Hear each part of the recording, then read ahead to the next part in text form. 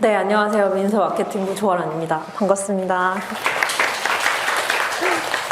되게 다른 강의보다 많이 신청해 주셨다고 몇 번 저한테 이렇게 용기를 주시려고 얘기해 주신 것 같은데, 그럴수록 점점 부담만 되고 소문단 잔치에 이제 먹을 거 없다고 하잖아요. 그래가지고 어떻게 해야 될까 엄청 고민이 되는데, 일단 저는 책을 더 재미있게 읽는 사람들을 위한 컨텐츠 기획이라는 전체 타이틀을 가지고 아마도 막 앞에서는 좀 하우투 많이 보여주셨을 것 같아요. NFT에 대한 어떤 전문적인 지식 같은 거 많이 들려주셨을 것 같은데, 저는 그렇다기보다는 제가 최근에 혹은 뭐 수년간 진행을 해오면서 좀 인기가 있었던, 그리고 여러분께 많이 좀 알려졌던 재미있는 기획들을 사례를 중심으로 어떻게 기획을 했는지, 그리고 그 기획이 어떻게 이어지고 있는지, 이런 것들을 조금 재미있는 썰풀이 하는 방식으로 편하게 한번 전달해볼까 합니다. 네. 다들 보니까 출판사에서, 당연하겠지만 출판사에서 일하시는 분들이 많더라고요. 혹시 뭔가 저랑 같은 마케터 직군이신 분들이 있으실까요? 대부분이실까요? 편집자분 혹시 계실까요? 네. 알겠습니다. 네.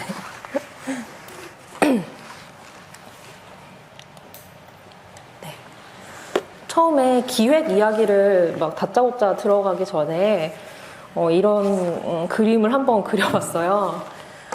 독자라는 우주가 있고, 그 우주에서 저희가 팔아야 될 책을 좋아해 줄 만한 그런 사람들을 더 많이 찾고 만드는 일을 아마도 마케터인, 기획자인 제가 주로 하는 일인 것 같은데, 너무 다 잘 아시겠지만 원래도 좀 독자를 찾는 건 늘 어려운 일이었지만 최근에 들어서는 더욱더 어려워진 것 같아요. 그러니까 뭐 세상이 빨리 변한다, 1년이 다르게 변한다, 이렇게 얘기를 하기도 하는데, 실제로 저도 그냥 뭐 공부하는 용어로도 그렇고, 그냥 네, 마케터니까 마케팅 책을 그냥 많이 나오면 사보긴 하는데, 그럴 때마다 진짜 매년 엄청 달라지고, 특히나 코로나를 이렇게 넘기면서 또 완전히 또 패러다임이 변화하고 계속해서 그런 것 같아요. 그래서 어느 메시지가 맞는지, 어떤 공식을 따라야 하는지, 이런 거 진짜 너무 어렵고 없는 것 같기도 하고, 있다면 꼭 찾았으면 좋겠다 이런 생각이 들지만 아무도 모르는 것 같아요. 그래서 그럴수록 뭔가 어떻게 중심을 잡아야 될까, 이 문제가 기획을 할 때도 마케팅을 할 때도 혹은 책을 만들 때도 가장 중요한 이슈가 될 것 같다는 생각이 최근에 되게 많이 들었어요. 너무 당연한 얘기지만 기획을 할 때, 여기에 뭐 출판사에 다니시는 분들이 있다, 거의 대부분 회사원이신 것 같은데, 회사원의 경우에는 어쨌든 내가 일하고 있는 이 출판사가 어떤 곳인지, 어떤 걸 잘하는 곳인지, 어떤 걸 하고 싶은 곳인지, 그런 것들에 대해서 당연히 파악을 하고 계실 거라고 생각을 하는데, 좀 많이 간과하는 게, 그곳에서 일하는 나에 대해서 나는 뭘 하고 싶은 사람인가? 이런 것들에 대해서는 좀 많이 간과를 하고 넘어가게 되는 것 같아요. 어쩔 수 없는 직장인이니까 회사에서 시키는 거, 뭐 회사에서 해야 되는 거 해야지 라고 생각을 하다 보면, 저도 마찬가지고, 그리고 또 그렇게 해야 되는 일들이 실제로 많죠. 영혼 없이 빨리빨리 수행해야 되는 일이 많기 때문에 잠깐 이렇게 흐름을 놓치면 나라는 마케터, 나라는 편집자, 나라는 기획자는 사라지고, 그냥 이렇게 공허하진 않죠. 네. 회사에서 해야 되는 그런 회사 일만 남는 경우가 많은데, 그럴 때 기획 자체가 되게 재미없어지고 의미도 찾지 못하게 되는 것 같아요. 그래서 사람이 먼저라고 얘기를 늘 하는데, 저는 신입 때는 그런 걸 돌아볼 여유는 사실은 없었던 것 같아요. 그래서 뭐 재밌게 일을 하는 편이긴 했지만, 재밌게 그냥 뭔가 시장의 흐름에 맞춰서 이것저것 시도하고 그런 걸 또 막는 그 조직 문화는 아니어가지고 재미있는 일들을 많이 했지만, 그때는 그게 나를 어떻게 표현하고 그 나라는 사람이 그 안에서 어떻게 녹아들었는지, 이런 것들에 대해서 사실은 돌아볼 여유는 없었던 것 같거든요. 근데 이런 자리, 크고 작은 자리를 거듭하면서 제가 했던, 그리고 저의 팀에서 했던 이런 재밌는 사례들을 보여주면서, 이거를 다 이렇게 하나로 깨워줄 수 있는 키워드가 있다면 어떤 걸까라고 했을 때, 결국은 그 안에서 일하는 사람들의 어떤 특성이란 사람들이 잘하는 것, 그 조직의 구성원들이 잘하는 것, 이런 것들도 굉장히 그 회사의 문화나 유산만큼이나 중요하다, 이런 생각을 하게 됐어요. 그래서 일을 한번 잘해보겠다라는 마음으로 아마 지금 일과 시간에 이렇게 시간까지 내서 오신 분들이 많을 것 같은데, 그럴수록 너무 뻔한 이야기일 수 있겠지만, 나는 어떤 일을 하고 싶은지, 나는 어떤 사람인지, 내가 책을 좋아한다면, 사실 책을 좋아한다고 했을 때도 그 책을 좋아하는 마음의 모양이라고 하나? 그런 게 다 다를 거예요. 엄밀하게 따져보면은. 예를 들면 저는 그냥 그때는 몰랐죠. 그때는 모르고 책을 진짜 좋아한다 이렇게 생각을 해가지고 출판사에 입사를 했어요. 그런데 출판사에 들어와 보니까 막 책을 좋아하는 사람이 너무 많은 거예요. 그리고 잘 알고 깊이 알고 넓게 알고 막 다 전문가인 그런 사람들이 많은데, 내가 봤을 때 아무리 10년을 일해도 저렇게 될 것 같진 않은 선배들이 너무 많았어요. 그러니까 저렇게 된다는 게 나쁜 말은 절대 아니었고, 저렇게 내가 깊이 알 수 있을까? 엄밀하게 이렇게 계산을 할 수 있는 사람이 될까? 이런 생각을 하고, 이런 의심이 한번 들고 나니까 책을 좋아해서 출판사에 들어온 것 자체가 되게 의미 없게 느껴지는 거 있잖아요. 그러니까 눈앞에 닥친 일은 재밌게 어쨌든 하겠는데, 나는 책을 좋아하니까 출판사에서 일해야지 라고 생각했던 그게 사실은 아니었다는 생각이 막 드는 거지. 나는 사실 그냥 내 주변에 책 안 읽는 사람들에 비해서는 책을 좋아했던 것 같긴 한데, 출판사에서 진짜 찐들이랑 경쟁을 하다 보니까, 그 마음의 크기를 경쟁하다 보니까 아닌 것 같은 거예요. 그래서 그렇게 의심의 시간을 보내다가, 그럼에도 불구하고 제가 13년 넘게 그래도 하루하루를 돌아보면 그래 조금 51대 49 정도로 조금 더 재미있게 일했던 것 같은데, 그럴 수 있었던 게 애정이 빠져서는 그렇게는 절대 될 수 없다 이렇게 생각을 하고 되짚어봤어요. 내가 어떤 방식으로 책을 좋아하는 사람이었는지, 이런 걸 되짚어보니까 저는 사실 책이란 상품을 되게 좋아하는 사람이었어요. 그러니까 뭐 특정한 장르를 막 깊이 파거나 막 하나에 깊이 빠지면 막 어떤 작가님을 너무 좋아해서, 아니면 문학을 너무 좋아해서 그 계보를 따라 책을 읽고 거기서 막 감동을 느끼고 이런 사람이라기보다는 모든 카테고리의 책이란 상품 자체가 막 다양한 세계를 품고 있고, 어떨 때는 되게 실용적이고, 어떨 때는 막 뭉클하고, 어떨 때는 재미있고, 그리고 어떨 때는 뭐 다른 콘텐츠의 소스가 되기도 하고, 막 이런 가능성들이 되게 많잖아요. 근데 이런 것들을 그냥 다 좋아했던 사람이었던 거예요. 그래서 더 근원으로 가보니까, 제가 도서관에 되게 자주 다녀가지고 책을 좋아한다고 되게 착각을 했었단 말이에요. 그래서 친구들도 그렇게 알고 있는 친구들이 몇몇 있을 텐데, 대학교 친구들 중에. 근데 그때 보니까 그렇다고 다독을 했냐? 절대 아닌 거예요. 많이 봤어요, 그때도. 지금 마케터분들 공감하시겠지만, 책을 모든 마케터들이 그렇진 않겠지만, 아무튼 책을 막 깊이 읽고 2번 읽고 3번 읽고 이런 게 그렇게 즐겁진 않은데, 그냥 서점 가서 이렇게 쓱 보고, 책을 보고, 이런 책도 나왔구나, 이런 이야기도 책으로 되는구나, 이런 모든 그냥 이야기의 가능성들을 좀 열어두고 좋아하는 편이어서, 도서관에서도 사실은 막 모든 이런 그 서가 사이사이를 돌아다니면서 와, 이런 책을 누가 빌리고 누가 쓰고 여기다 갖다 놨네? 이런 거 자체가 엄청 흥미로웠던 사람이라는 거를 뒤늦게 깨달았어요. 뒤늦게 깨달았지만, 그 깨닫고 보니까 뭐 정신승리일 수 있긴 한데, 그렇게 보니 저에게 이런 출판 마케터와 기획자란 일이 더 맞았구나라고 거듭 생각하게 됐고, 그런 저의 그 책을 좋아하는 마음의 모양을 좀 알고 나니까 제가 했던 기획들이 좀 하나로 좀 깨어져서 보이기도 하고, 그 원인물을 불안감 같은 게 있었는데, 이게 잘 하고 있나? 내가 하는 게 맞나? 이런 생각을 했던 그 긴 시간이 조금 보상받는 기분이 좀 들더라고요. 그래서 조금 추상적인 이야기이긴 하지만, 여러분들이 어떤 일을 하고 내가 진짜 어떤 출판사에 있더라도 자기의 그런 개성 같은 거는 절대 잃지 말고 좀 잘 들여다보면서 기획을 하시면, 그게 진짜 자기의 포트폴리오가, 의미 있는 포트폴리오가 되고, 그게 또 더 나아가서는 회사와도 좋은 시너지가 날 수 있는 방향인 것 같아요. 예를 들면 미능사에 대해서 여러분들이 가지고 있는 어떤 이미지들이 있을 거예요. 시장에서 있는 이미지. 저도 이제 출판사에 들어오면서 미능사는 조금 크고 고전의 이미지가 있고, 권위가 있고, 그 어렵고 그런 이미지가 있었는데 들어와 보니까 그렇더라고요. 그냥 실제로도 그렇더라고요. 그래서 되게 흥미로운 책이 나왔네? 민음사에서 나올 것 같지 않은 책이 표지가 나왔네? 이렇게 해가지고 이번 특집 재밌을 것 같아요. 막 요즘 사람들이 관심 많고 유행이잖아요. 해가지고 딱 보면은 막 논문이야. 그냥 안에 내용이 거의 논문 컬이고 이래가지고 네, 과연 민음사스럽다 이렇게 하고 이제 넘어가는 경우도 많고, 그게 사실 저의 저연차 때는 가장 큰 챌린지였던 것 같아요. 그때는 브랜드가 가진 이런 이미지가 좋으면서도 늘 우리의 늘 큰 숙제 중에 하나는, 그 당시에는 MZ라고까지는 하지 않았지만, MZ세대 이렇게 안 했지만 새로운 독자를 발굴하는 거, 젊은 독자를 발굴하는 게 가장 큰 미션 중에 하나잖아요. 그랬을 때 이 민음사가 가진 이미지는 너무 무거운 거예요. 실제로 그 책의 내용들도 그렇고.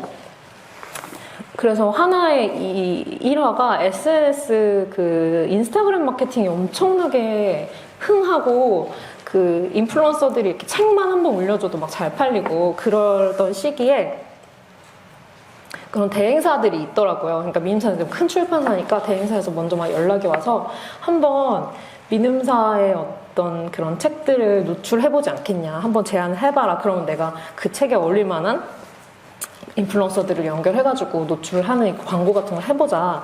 그래서 저희도 한 번도 안 해봤던 거니까 재밌겠다 해가지고 뭐 일단은 그 가이드 같은 게 있었어요. 여기 뭐 이 정도의 뭐 책들을 주로 노출하면 가장 효율이 좋다, 이렇게 조언을 받고 민음사 책 중에 막 골랐죠.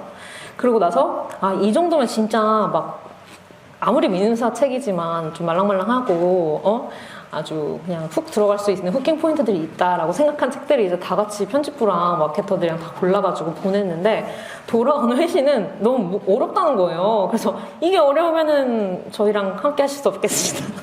그래가지고 사실상 그런 식의 어떤 마케팅? 조금 가볍게 흘러가는 경쾌한 마케팅을 한 번도 성공해 본 적이 없었어요.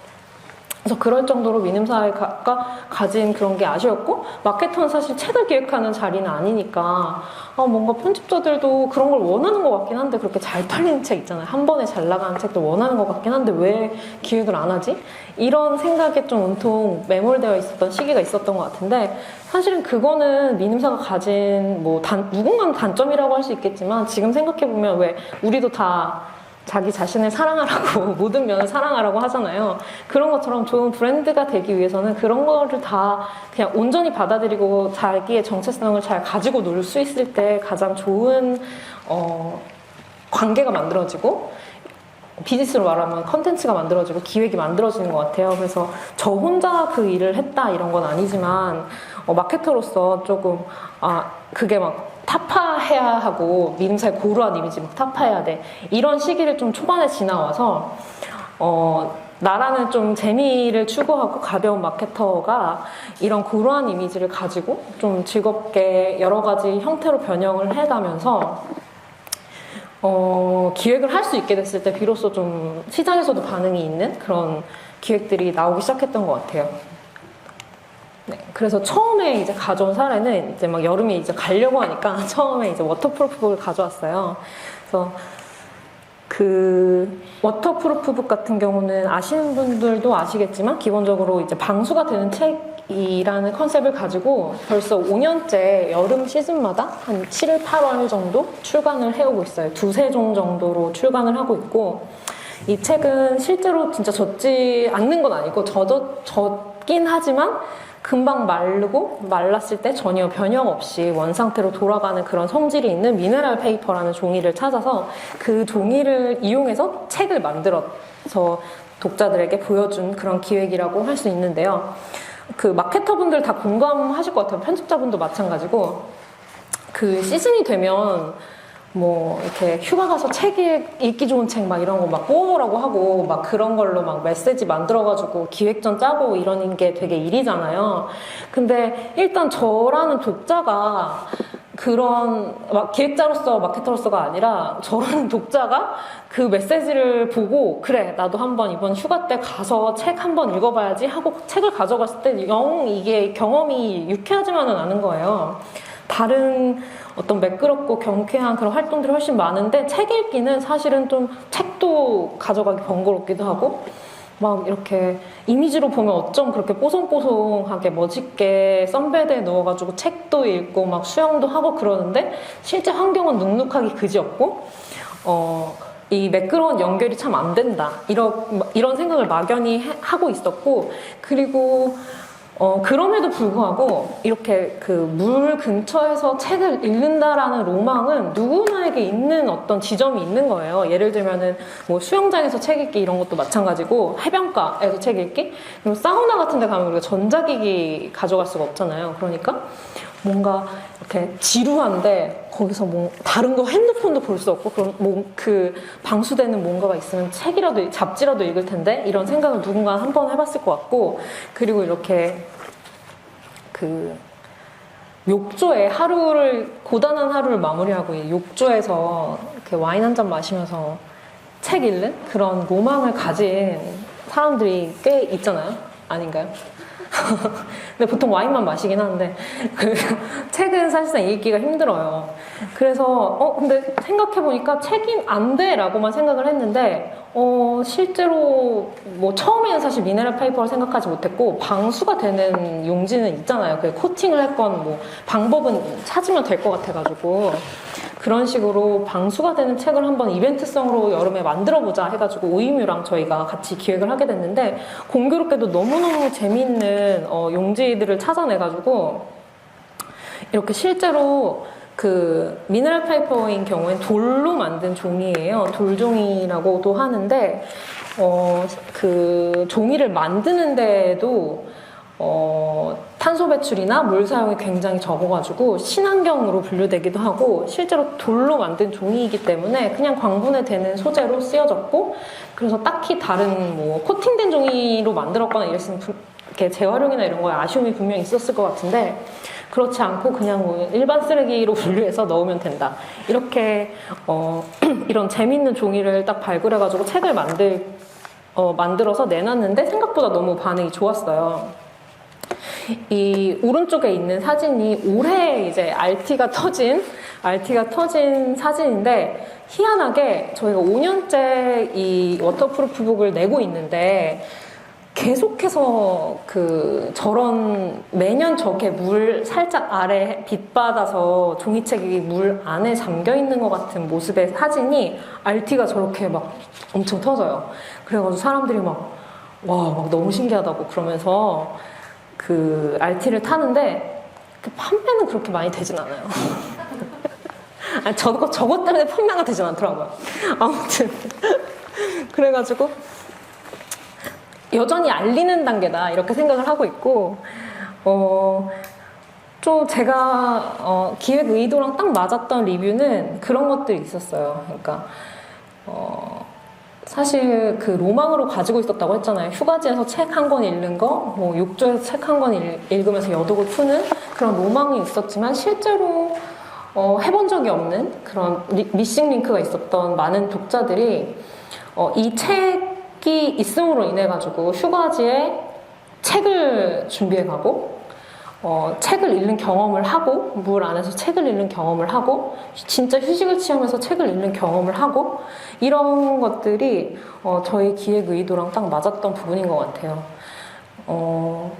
불편함은 좀 걷고 체험할 수 있는 책의 재미를 좀 부각했던 그런 기획 중에 하나였고 그래서 판매가 영 그래도 저는 안 된 건 아닌데 늘 더 많이 팔고 싶잖아요. 그래가지고 올해에는 5년차가 돼서 라이브를 진행했더니 확실히 더 홍보가 잘 되긴 하더라고요. 네이버에서 쇼핑 라이브를 진행을 하게 됐고 보통 단행본들 진짜 안 팔린다고 하더라고요.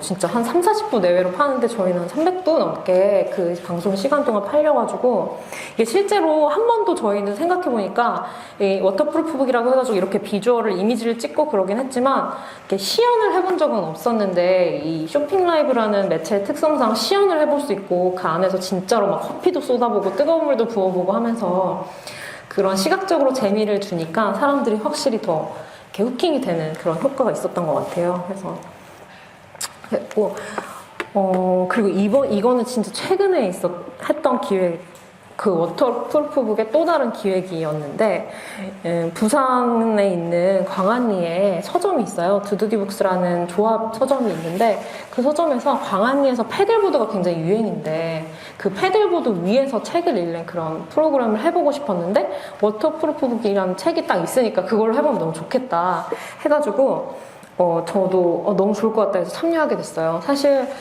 진짜 물 근처에서 책을 읽는 경험을 해봐라 라고 저희가 그런 메시지의 책 기획을 한 거긴 하지만, 실질적으로 저희가 이렇게도 된다라고 활용하는 그런 추가적인 이벤트를 하지는 못했었거든요. 뭐 호텔 사우나에 비치를 한다던가 이런 소소한 이벤트들은 했지만, 저희가 이렇게 액티비티를 만들지 못했는데 지역 서점이랑 연계해가지고 진행을 하게 됐고, 저는 사실은 그냥 그 물 위에서 책을 읽는다고 해서 그냥 책 읽는 신용 정도 하고 인증사진 찍고 돌아오면은 그걸로 됐다 이렇게 생각을 했었어요. 근데 실제로 조별로 이렇게 도킹을 해가지고 물 위에서 도킹을 해서 잠깐 책 읽는 시간을 가지고 그거에 대해서 이야기하는 시간도 잠깐 가졌거든요. 근데 생각보다 너무 좋은 거예요. 그래서 어떤 분들은 실제로 체험하는 내내 2시간 정도 체험을 했었는데 2시간 내내 그냥 패들 위에 누워서 책 읽고 이런 식으로 시간을 보내시더라고요. 그래서 이렇게 이번에 그런 기획을 통해서 제가 맨 처음에 워터프루프북을 왜 만들고 싶었지 했던 초심을 다시 한번 생각해 보게 된 것 같아요. 책을 일상에서의 책을 읽을 그런 맥락들을 맥락이나 접점들 이런 거를 좀 많이 만들고 싶었고, 책은 좀 재미가 없고 어렵고 집중을 굉장히 요하는 책 읽기는 집중을 굉장히 많이 요하는 활동 중에 하나라는 편견이 있잖아요. 편견이 아니고 실제 그렇기도 하고 어느 정도는 편견이기도 하고 그렇죠. 모든 책들이 그렇게 엄중하게 읽을 필요는 없으니까. 그런데 책을 좀 멀리 했던 분들에게는 책이 좀 그런 것 같아요. 영화나 드라마 같은 거는 그냥 유튜브도 그렇고 피곤할 때 그냥 흘러가듯이 봐도 오케이인데, 책은 열심을 내서 시간을 내서 읽어야 될 것 같잖아요. 그래서 조금 어려운 매체다 이렇게 생각을 하는데, 저는 그런 지점들을 조금씩 늘려갔으면 좋겠다라고 생각했어요. 어려운 지점 늘리겠다는 게 아니고 그렇지 않다라는 연결고리들을 많이 만들고 싶었는데, 그 중에 하나가 이제 워터프루프북이라고 생각하시면 될 것 같아요. 그러니까 사실 이게 언제부터 안 그렇게 되는지 모르겠는데 저만 그런가? 그 화장실에서 책 읽는 그런 문화가 있지 않았나요? 아닌가요? 조금 좀 위생적이지 않아서 저어내긴 하는데, 예전에는 그 변기에 앉아가지고 책 읽고, 그래서 어떤 집에 가면은 엄청 쪼글쪼글한 그런 책이 이렇게 꽂혀있고 이런 거를 제가 풍경을 자주 봤었는데 요즘은 별로 못 본 것 같긴 해요. 그래서 코로나 때 워터프루프 기획을 하면서는 놀러 가라고 감히 메시지를 전달하지 못했지만, 그런 기획으로도 조금 우회해가지고 비주얼을 만들고 그랬던 적도 있는데, 어쨌든 이렇게 뭔가 엄청 일상적인 공간, 진짜 휴가지에 가서 읽을 수도 있고 그렇긴 하지만, 일상적인 좀 물이 있는 카페에서도 사실 여름에 물이 흥건할 경우가 있잖아요. 그래서 그런 공간에서 책을 한번 읽어봐라 라고 환기를 해주면, 사실 좀 더 책도 재미있을 수 있다. 그래서 휴가 갈 때 혹은 어떤 물이 있는 어떤 공간에 갈 때 그냥 일반 소비재 상품을 소비하는 그런 감각으로 좀 책도 한 번쯤 소비해보는 그런 경험을 독자들이 해봤으면 좋겠다라는 기획에서 나온 워터프루프북이었습니다. 네. 그리고 두 번째는 좀 재미있게 라는 파트에서 제가 2개를 꼽아왔는데, 인력이에요. 고전은 사실 저한테 너무 어렵고, 그냥 어렵죠. 어렵고, 그래도 세계문학전집의 고전 같은 경우는 데미안 이런 거 여러분 생각하시면 내가 안 읽어봤어도 읽어본 것 같기도 하고, 그리고 원문으로 안 봤어도 축약으로라도 어린이판으로라도 옛날에 봤을 것 같고, 이런 기억들이랑, 그리고 전혀 몰라도 제목 정도는 들어봤나 싶은 그런 그 친근함이 그래도 조금 있는데 막 논어맹자 뭐 이런 사서삼경 같은 것들은 아직도 전 너무 낯설고 어렵거든요. 사기열전 이런 것들.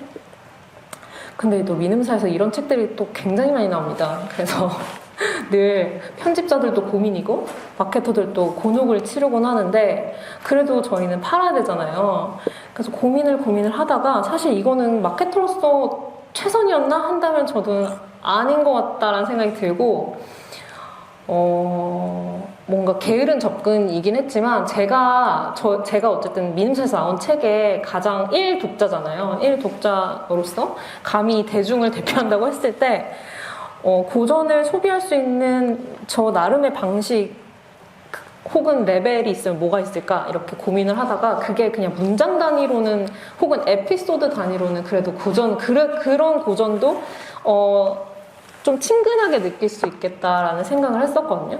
그런 과정을 거쳐서 인력에다가 이 인력을 연말마다 낸 지도 한 6년 정도 됐어요. 그래서 6년 전에 지금도 마찬가지긴 한데 이제 아날로그랑 그리고 뉴트로 이런 키워드가 마케팅 시장에서 굉장히 핫해지면서 요런 옛날 감성의 아이템에 고전 텍스트를 얹어서 상품화시키면 당장 책을 읽는 소비자들이 막 폭발적으로 늘어나진 않더라도 관심이 없었던 새로운 독자들, 고전이 좀 어렵고 멀고 혹은 아예 관심이 없었던 새로운 독자들에게 재미있는 계기를 제공해 줄 수는 있겠다라고 생각을 했고 이런 기획에 있어서 어쨌든 편집자들도 너무 재밌겠다 그렇게 동의를 해주셔가지고 꽤 번거로운 일이잖아요. 수많은 책들과 문장들 사이에서 365개의 문장을 뽑아서 다 다르게 디자인을 해가지고 낸다는 일이 쉽지 않아서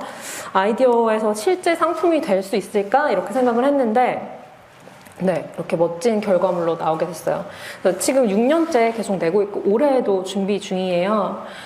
실제로 6년 전에 인력 카테고리가 없었죠. 인력이란 상품이 거의 없었고 원래 없던 상품은 당연히 아니지만 보통은 앞에서 보신 것처럼 이렇게 뭔가 시멘트, 한일 시멘트 이렇게 기업의 홍보물로 많이 있거나 아니면 되게 엄청 고퀄리티의 디자인 달력 이런 시장만 있었어요.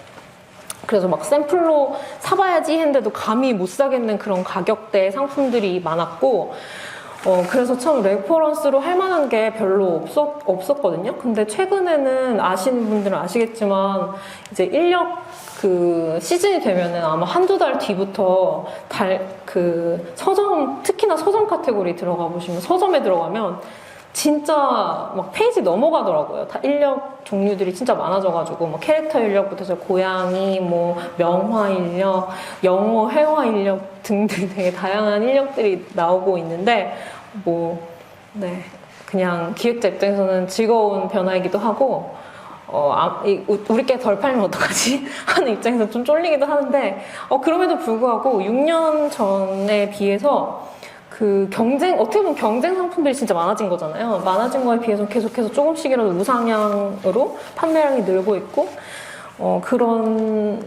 그래도, 의미가 있다고 생각을 하고요.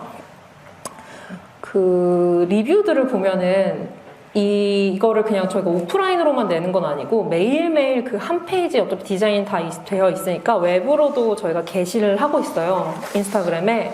네, 스토리로 매일 게시하고 블로그에도 한 장씩 올리고 있는데 저는 사실 이거를 맨 처음에 냈을 때 감히 그냥 기획자로서는 젊은 독자들에게도 소구하기 쉬운 고전 컨텐츠이지 않을까라고 생각을 하면서 만들긴 했지만 진짜 그럴 수 있을까라는 의심이랑 걱정도 있었거든요. 왜냐면은 어렵잖아요.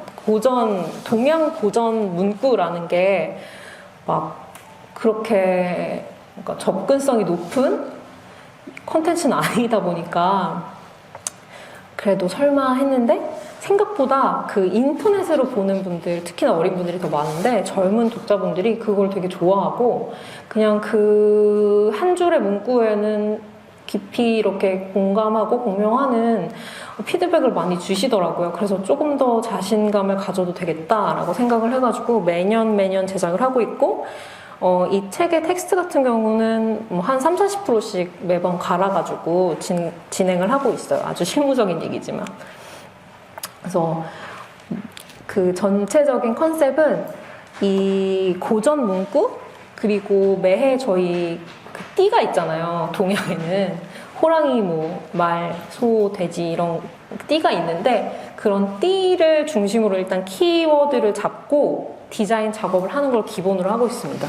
그래서 내년이 토끼해더라고요. 그래서 토끼를 모티브로 제작을 하면 좋겠다라고 생각을 하면서 컨셉 회의에 들어갔는데, 고전의 토끼 이미지가 또 달토끼 이미지가 있잖아요.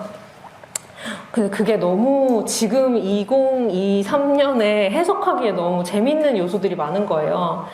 뭐 요즘 우주로 가는 과학 이야기 이런 것들 예전에 비해서 굉장히 친근하고 우리나라에서도 발사에 성공한 케이스도 있고 이래서 그 어느 때보다도 우주에 대한 관심이 높은데 그게 하필이면 이제 달 토끼 이야기로도 확장될 수 있겠다 해서 이제 올해 컨셉을 이렇게 잡아가지고 준비 중입니다. 영업하고 있어요 지금. 네. 그래서 이렇게 인생 인력을 기획을 하게 됐고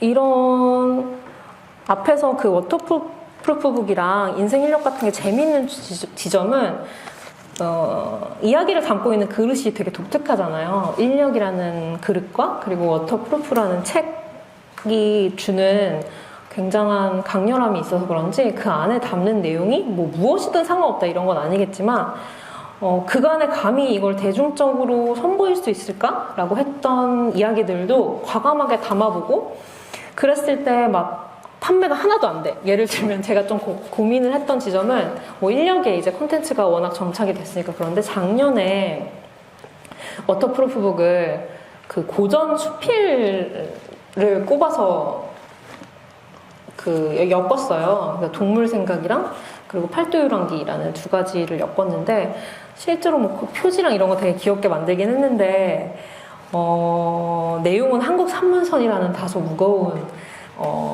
시리즈에서 뽑은 동물과 그리고 여행, 조상님들의 여행기였거든요. 물론 거기 엄청 재밌고 유명한 에피소드들도 있긴 한데 고전 문학이 주는 그 문체 자체가 주는 무거움이랑 생경함이 있잖아요. 그래서 좀 걱정을 했는데 실제로 뭐 되게 워터프루프북이라고 해가지고 엄청 흥미로울 것 같아서 사봤는데 갑자기 웬 고전? 이래가지고 좀 실망했다 이런 분들 있긴 한데 사실 책 리뷰에서 내용을 다 이렇게 읽어보니 좋았다, 뭐 읽어보니 감동적이었다, 읽어보니 재미없었다 이런 것들이 대부분인데 워터프루프북의 리뷰는 사실 그런 게 아니에요. 그냥 담궈봤더니 신기했다. 뭐 사람들이 신기했다. 나만 이거 이제 알았나. 이런 리뷰들이 많기 때문에 오히려 그 담는 내용물에는 이걸 또 막 담는 건 아니잖아요. 막 담는 건 아니긴 하지만 또 오히려 독특한 이런 그릇에다가 그간에 좀 사람들이 선뜻 손이 먼저 가지 않았던 이야기를 담으니까 나름의 또 뿌듯함과 조금 영업했으려나 하는 그런 뿌듯함과 뭔가 보람이 있긴 하더라고요. 왜냐하면 올해 이제 워터프루프북이 런칭이 되면서 이상하게 작년 워터프루프북의 판매가 갑자기 너무 많이 늘어나가지고 품절이 됐어요. 동물 생각이랑 이 두 가지가. 그러면서 이제 편집자랑 이렇게 사담을 나누면서 이게 우리가 고전을 많이 팔았다. 이거 진짜 이야기 팔기 힘든 이야기인데 이거를 이렇게 많이 팔았다 이러면서 서로 이제 도닥여줬는데 이럴 만큼 이 그릇이 굉장히 기발하고 재미있다라고 하니까 그거를 소비하는 분들이 그냥 이 형식의 재미를 일단은 획득했다라고 했을 때 거기서 1차의 만족감을 얻고 그 내용은 한번 읽어볼까라고 하는 것 같아요. 그런 방식으로 책을 소비하는 것 같은데 제가 정확하게 좀 이런 형식의 책도 나왔으면 좋겠다. 그냥 재밌어서 산 책, 그냥 사고 싶어서 산 책들도 많이 나왔으면 좋겠다라고 했던 바로 기획의 그 지점이 잘 반영되고 있는 것 같아서 네, 뿌듯하고 재밌게 생각하고 있습니다.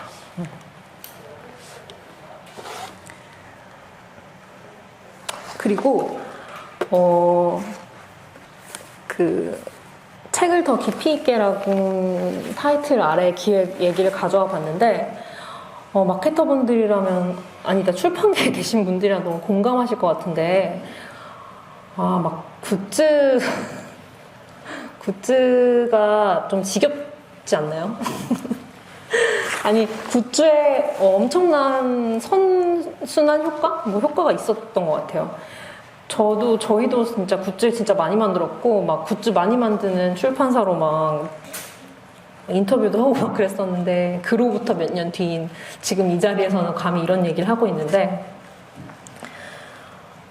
예전에는 진짜 굿즈를 샀더니 책이 왔다라고 할 정도로 그것을 아주 재미있는 상품을 구매하는 걸 계기로 책도 더 많이 구매하고 한 권 살 거 두 권 사고 세 권 사고 했던, 그렇게 후킹이 됐던 시기가 있었는데, 같은 자극에 계속 노출이 되면 어때 지루함이 생길 수밖에 없잖아요. 그리고 그 확산이라는 점에서는 좀 재미를, 아까 말했던 제가 기획을 했던 그런 재미를 줬는 쪽에서는 효과적인 마케팅 방법 중에 하나이긴 한데, 그 피로도가 굉장히 심하고, 그리고 최근 몇 년 사이에 환경 이슈가 대두되면서 더 이상 굿즈가 굉장히 환영받기만 하는 그런 상황은 아닌 것 같아요. 그러니까 심리적 지루함 플러스 어떤 시대적 요구에 따라서 굿즈를 많이 제작하는 거가 독자들에게 오히려 좀 불편함을 주는 그런 요소가 되는 경우를 지금 점점 더 제가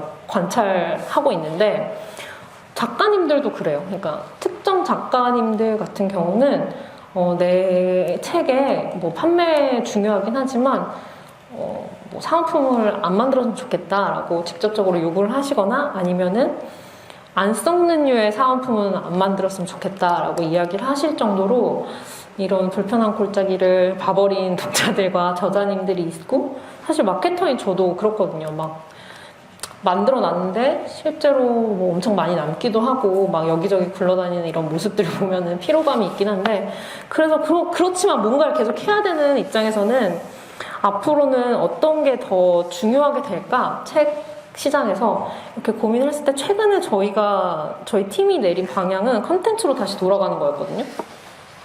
다시 읽기로 돌아가는 방식을 선택하자. 그래서 세계명학 전집 같은 경우는 진짜 저는 안 만들어 본 상품이 없어요. 세계명학 전집은 또 시리즈다 보니까 그 상품을 그 예산도 그렇고 뭔가 아이템을 선정하는데 그 제약이 많지가 않아가지고, 뭐 피치타월, 뭐 볼펜 이런 거 당연히 많이 만들어봤고, 컵, 텀블러 종류별로 만들어봤고, 별의별 걸 다 만들어봤는데, 최근에 크게 그렇게 독자들의 반응이 있었던 것도 없고 제 스스로 만족했던 기획도 별로 없었던 것 같아요. 그런데 이번에 이제 저희 400권, 세계명전이 400권이 출간되면서, 그래도 서점에, 이게 아주 실무적인 고민이잖아요. 서점에서 뭔가 그런 리워드를 줘야지 이게 크게 홍보가 되는데, 그래서 뭘 할까 계속 고민을 하다가 과감하게 그런 굿즈류를 하나 또 제작하지 않고 완전 백투더 베이직으로 돌아가가지고 지금 뭐 카탈로그 만들었다고 이렇게 열심히 썰을 푸는 건가 싶은 생각이 드신 분들 있을 텐데, 일단 카탈로그랑 400권의 카탈로그와 그리고 그 리딩 가이드를 제작을 해서 배포를 했어요. 근데 그 많은 사람들이 읽고 좋아하는 그 베스트 중에서 한 30권 정도 책을 뽑아가지고 그 책을 읽을 때, 진짜 읽을 때 좋을 만한 질문들이나 배경 지식들을 간단하게 정리한 컨텐츠를 만들어서 이제 책 형태로도 만들고 온라인에서 서비스를 하고 이런 방식을 했는데, 사실 이런 방향에 대한 의심은 내부에서 훨씬 큰 것 같아요. 뭐 이거 말고 더 없냐 계속 물어보고 이걸로 될까 하는 의심이 있는데, 최근 한 진짜 3, 4년간, 4, 5년간 했던 프로모션 중에 가장 반응이 좋았고, 가장 많은 책을 프로모션 덕분에 더 팔 수 있었어요. 그래서 감히 1.5배 증가했다고 하는데 이거보다 약간 더 많이, 진짜 전년 대비해서 정말 많이 증가했고, 바이럴도 진짜 많이 됐어요. 그러니까 이거 나도 받고 싶다, 뭐, 또 어디 서점, 오프라인 서점에서도 받고 싶다, 나는 이미 책이 다 있는데 뭐 그냥 보내주면 안 되냐 등등 엄청나게 반응이 뜨거웠고, 결국은 이렇게 다 역사는 반복된다고 하는 것처럼 마케팅도 어떤 한 그 트렌드가 지나고 나면 또 다시 어느 원점으로 돌아가는 시기가 있는데 지금이 좀 그런 시기가 아닐까. 그러니까 적어도 제가 일하고 있는 이 카테고리 안에서는 그런 것 같다는 생각이 들었어요.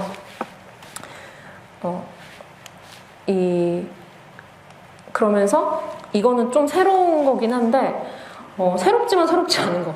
사실 그 세계목전지뿐만 아니라 우리 북토크 진짜 많이 하잖아요. 뭐 무조건 하죠. 무조건 하는데 코로나로 인한 새로운 발견이기도 한 것 같아요. 저희는 줌으로 엄청나게 행사를 많이 하는데 처음에 코로나가 터지고 나서 한 6개월 정도는 그렇게 많이 하던 행사를 하나도 안 하고 기다리다가 이렇게는 안 되겠다 해가지고 줌으로 모두 행사를 전환해서 진짜 정말 행사가 무르익었을 때는 일주일에 한 개 이상씩 행사를 줌으로 소화를 했거든요. 지금도 그렇긴 한데 그러다 보니까 확연히 눈에 띄는 장점들이 있더라고요. 오프라인 같은 경우는 아무리 저희가 노력한다고 해서 지방이나 물리적 한계를 넘어설 수 없었고 그거에 대한 클레임이 진짜 엄청나게 지속적으로 들어왔지만 그렇다고 늘 뭐 지방에서 고르게 분배하기 힘들잖아요. 저희는 몸은 여기 있으니까 그런 한계를 진짜 한 번에 이렇게 극복하는 계기가 됐고 그러다 보니까 너무 자연스럽게 공간의 제약이 안 생기니까 공간과 시간의 제약이 사실상 다 안 생기는 거예요. 그러니까 시간은 그래도 시간 맞춰서 들어와야 봐야 하는 거 아니냐라고 하실 수 있지만 줌 같은 경우는 저희는 다시 보기 기능을 엄청나게 홍보를 하고 잘 활용을 하고 있어요. 그래서 그 시간에 못 들어오더라도 물론 실시간 Q&A에는 참여할 수 없겠지만 뭐 일주일간, 2주일간 다시 보기를 제공한다라고 이걸 키워드로 홍보를 하면 확실히 더 많은 분들이 강의에 등록을 하시게 되거든요. 그래서 이것도 400건 기념에 맞춰서 좀 이렇게 엄청 큰 행사를 한번 진행해보자 라고 해서 기획을 하게 됐는데 이것도 앞에서 잠깐 언급했던 어떤 그 민음사의 세계막전집 고전이 가진 키워드의 무거움, 재미없음 이런 거를 좀 오히려 가지고 논 케이스라고 볼 수 있는데요. 막 늘 행사 기획할 때 저희 마케터들도 그런 얘기를 했었거든요. 좀 고전이긴 한데 좀 재미있는 그런 어떤 강사 선생님들 없나? 근데 없고 다 이제 교수님들 좋은 얘기 많이 해주시는 저희 역사 선생님들 이런 분들 모시고 하는 수밖에 없는데 사실 그거를 되게 집중해서 듣고 그 시간을 진짜 내가 따라갈 처음에 의지를 내기만 하면 들어보면 너무 유익하고 좋거든요. 근데 그냥 재미없어 보이잖아요. 그래서 신청을 안 하고 그런 게 아닐까? 그 사람들이 그냥 저희끼리 막 너무 그냥 학교에서 하는 거 말고 이렇게 하는데 그냥 그럼 그 컨셉을 그냥 끝까지 밀어붙여 보자 해가지고 그냥 진짜 대학교 교양 수업, 전공 수업 강의하는 것과 같은 컨셉으로 만들었어요. 사실은 내용은 저희가 원래 늘 하던 세계막전지 강연이랑 선생님들 라인업도 뭐 다 똑같은 건데 형식이 줌이고 그리고 그거를 보여주는 방식이 조금 이렇게 좋은 추억이었으면 좋겠네요. 추억을 저격하는 수강 신청하는 형식으로 이렇게 라이브를 했거든요. 근데 생각보다 이것도 진짜 반응이 너무 좋아서 저희가 한 번도 진짜 뭐 네임드 작가님의 강연 이런 거 아니고는 민음사에는 많지 않아요. 그래서 그러니까 대규모 강연을 진짜 해본 적이 없거든요. 근데 한 강의에 한 400명 정도 신청을 했고 아마 이 강의를 준비하시는 선생님들도 되게 놀라셨을 것 같아요. 이렇게 많이 한 20명 정도 들어와서 다복하게 하는 그런 거라고 생각을 하셨을 것 같은데 한 강의에 400명 이상, 총 한 700건 이상의 유료임에도 불구하고 신청자가 있었고 5강을 전체 다 듣는 그런 분들은 300~400명 정도로 엄청나게 많이 신청을 해줬어요. 그래서 이게 기획을 할 때 그 내용도 내용이 가장 중요한 건 맞지만 그걸 어떻게 좀 더 재미있게 보여줄 수 있나? 이런 것도 더 고민해 봐야 되는 지점이구나 라는 당연한 사실을 깨닫게 됐습니다. 그래서 이게 되겠다 싶었던 거는 이 홍보 페이지가 뭐 그냥 되게 구리잖아요. 저거 보면은 막 요즘 막 세련되게 이렇게 나오는 그런 게 아니고 진짜 그냥 구리인데 이걸 그냥 인스타그램에 올렸을 때 댓글이 진짜 많이 달린 거예요. 그냥 우리 이걸 한다라고 올렸는데 댓글이 진짜 많이 달리면서 막 그 요즘 세계관 뭐 부캐놀이 이런 거라고 하잖아요. 그런 것처럼 막 저희가 유도한 건 아니지만 이 수강 신청이라는 이벤트에 푹 빠진 독자들이 거기다가 댓글로 이제 롤플레잉을 막 하는 거죠. 뭐 이게 뭐 패스페이를 과목인가요? 막 이런 것도 시작해가지고 막 말도 안 되는 진지한 드립들을 막 치면서 노는 걸 보고 아 재미있게 보였구나 라는 생각을 하게 됐습니다. 그래서 앞으로도 아마 원래 3월 달에 오픈을 하면서 계획은 9월 가을 학기 강의를 여는 것이 목표였는데 네. 겨울에 한번 다시 해볼까? 네. 늘 그렇죠. 현생은 늘 마음대로 되지 않는 것 같습니다.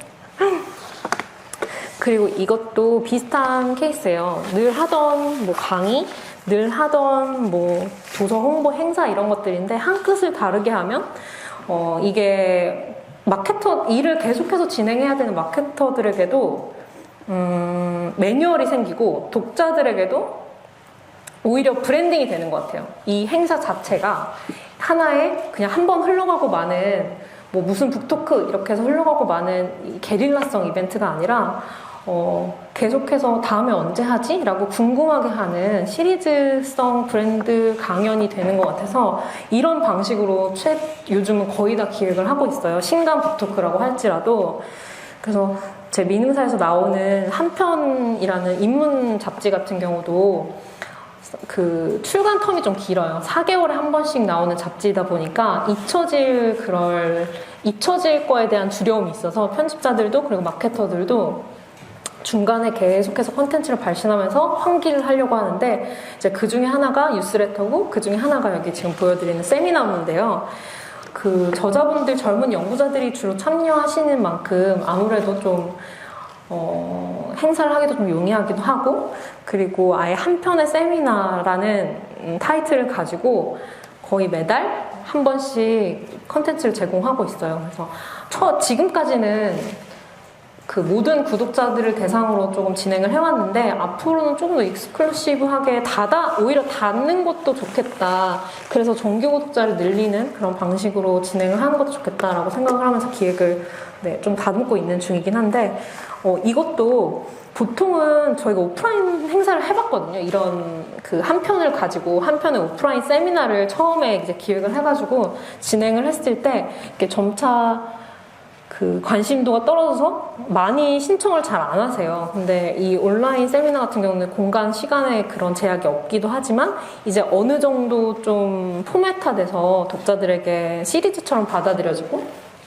일종의 브랜딩이 돼서 그런지 사실 그렇게 대중적인 주제는 아님에도 불구하고 180명 이상씩 매번 신청을 하고 참여를 하시고 있어요.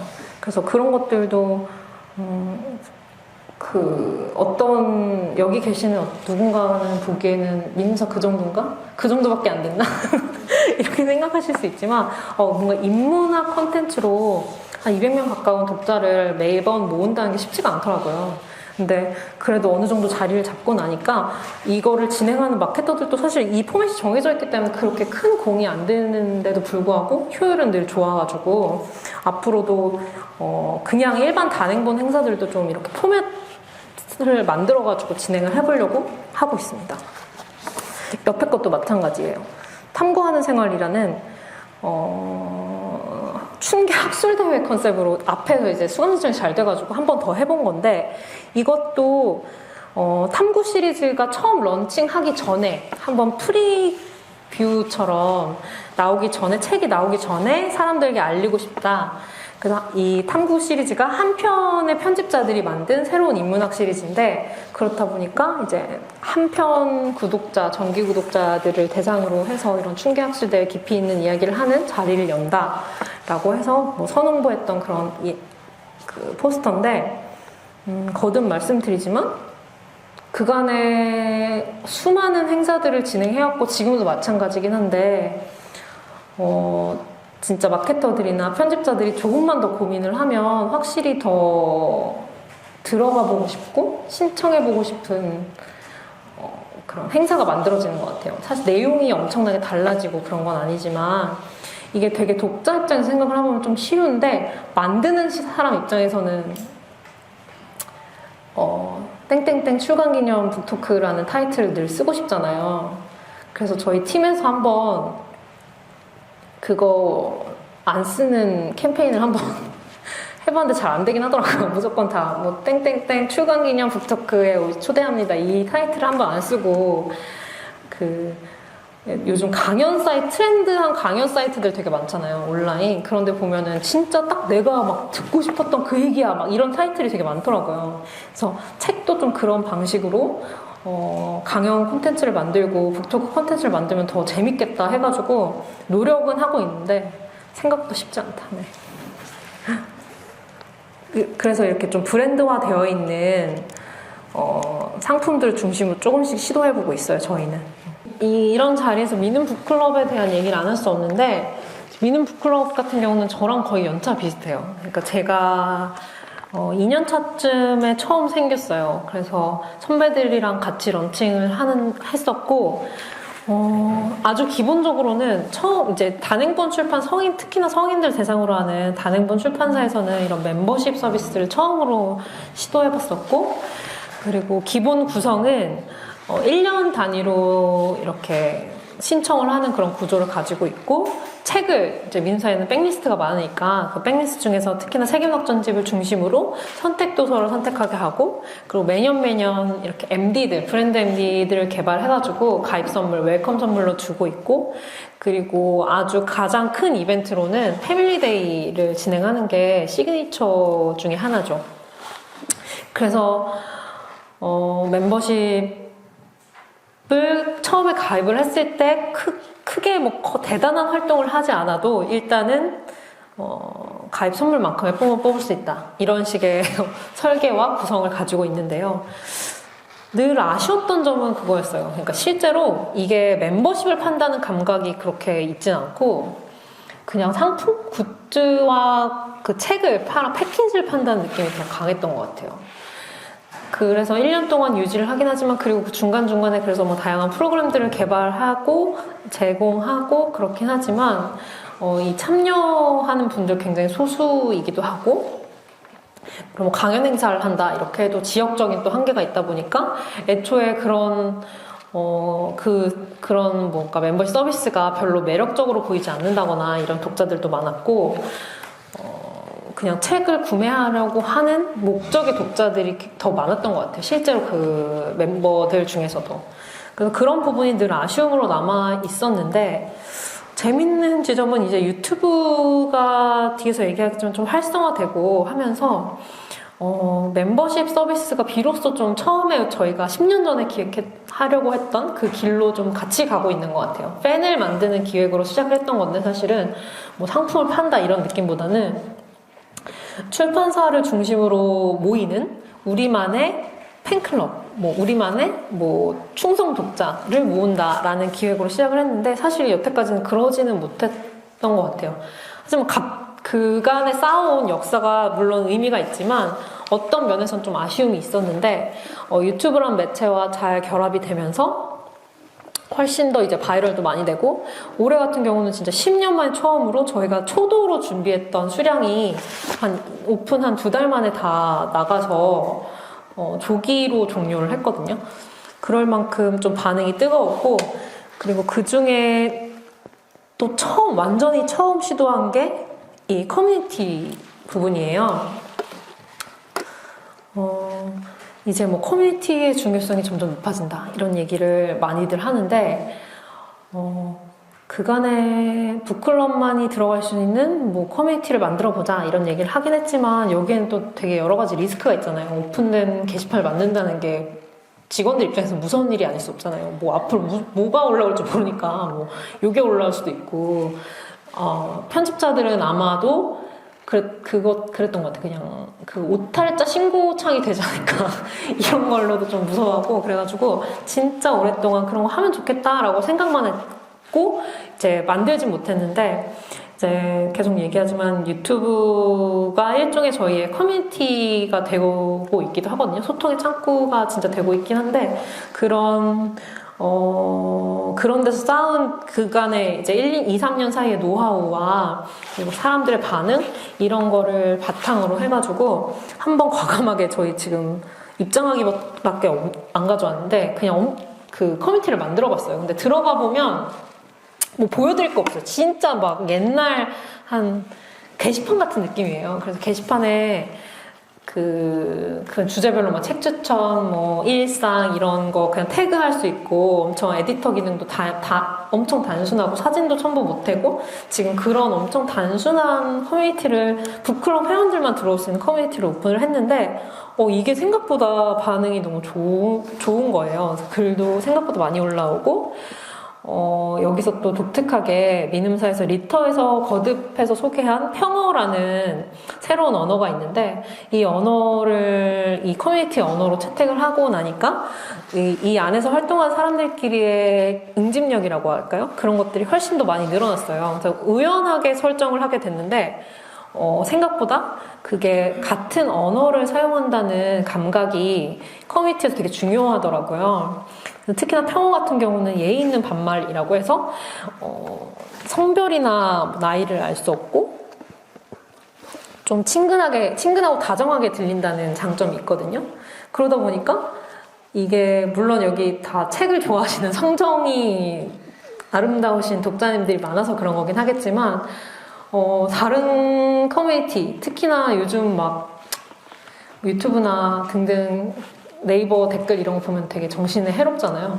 네, 그런 것과는 달리 아직 규모는 굉장히 작지만 너무 따뜻한 글들이 많이 올라오고 서로 따뜻한 리액션을 너무 많이 해주고 그런 공간이어가지고 여기서 활동을 하시는 분들의 만족도가 엄청 높아요. 근데 아직 그래도 커뮤니티가 활성화되려면 이 인원이 어느 정도 계속해서 새로운 인원이 유입이 돼야 되는데 그게 가장 큰 고민이긴 하거든요. 지금 어쨌든 북클럽 회원은 모집이 올해는 마감이 됐고 새로운 회원은 아직 더 이상 들어오지 않는데 이게 1년 동안 과연 유의미하게 활동될까라는 고민은 남아있긴 하지만 생각보다 이게 아무도 안 하면 어떡하지? 아무도 참여 안 하면 어떡하지? 라는 생각을 했었는데 재밌는 글들, 따뜻한 글들 많이 올라와서 그 내부의 편집자들도 사실 말 안 해도 들어가서 글도 남기고 그게 일일 수 있잖아요. 근데 그럼에도 불구하고 뭐 이걸 해야 된다 이런 말 절대 하지 않지만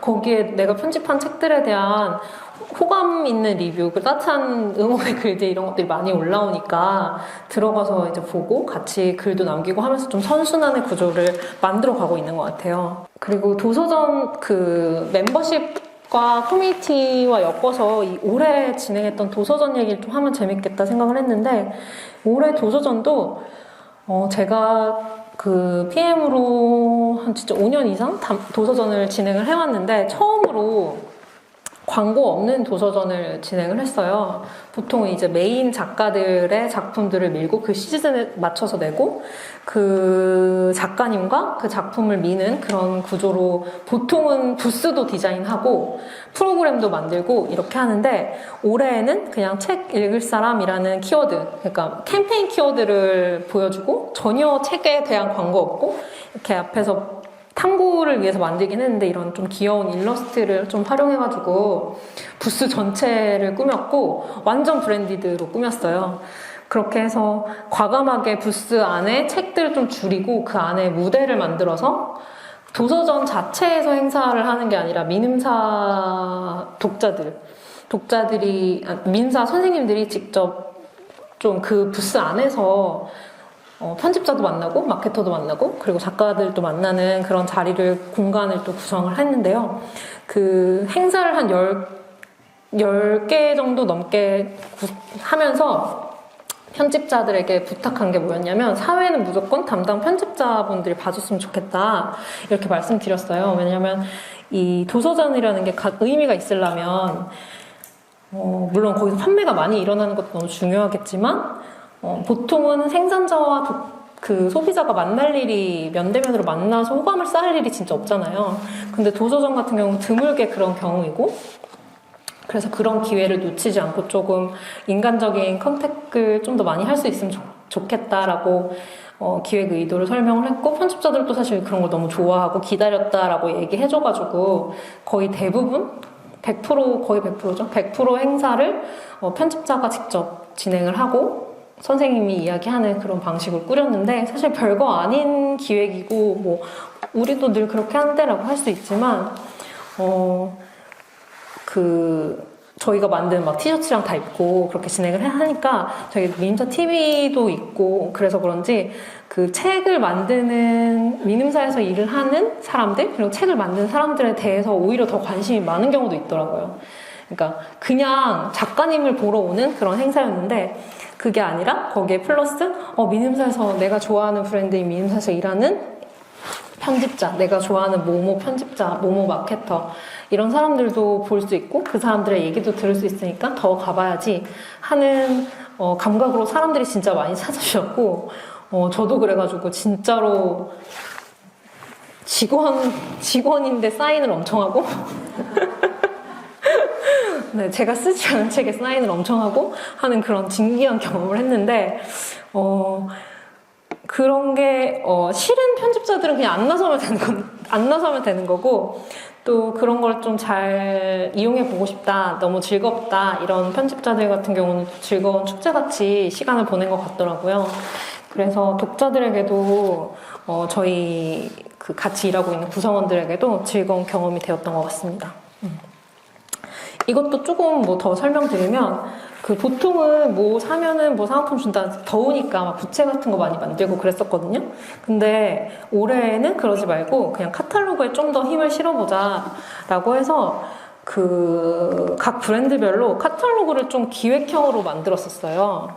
근데 이것도 너무 그간 해오던 관성이 젖어가지고 너무 조금 만들어가지고 금방 동이 나서 생각보다 좀 아쉬웠는데, 모든 책들을 그냥 그 해에 나온 모든 책들 혹은 베스트셀러를 때려 넣는 방식으로 보통 만들었었는데, 올해는 좀 완전히 기획을 해서 편집부에서도 이제 각 팀별로 꼭 넣고 싶은 혹은 이 주제에 맞는, 지금 시즌에 맞는 책들을 받아서 구성을 했고, 황금가지 같은 경우는 도서전에서만 공개하는 소책자 소설집을 만들어가지고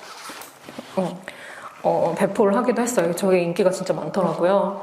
그리고 과학책의 멀티버스도 사실 열어보면 과학책 카탈로그, 사이언스북스 카탈로그인데 그 멀티버스라는 키워드가 굉장히 핫하잖아요. 그래서 그런지 이게 지루하게 보일 수 있는 과학책 카탈로그도 굉장히 핫하게 많이 절찬리에 뿌려졌다.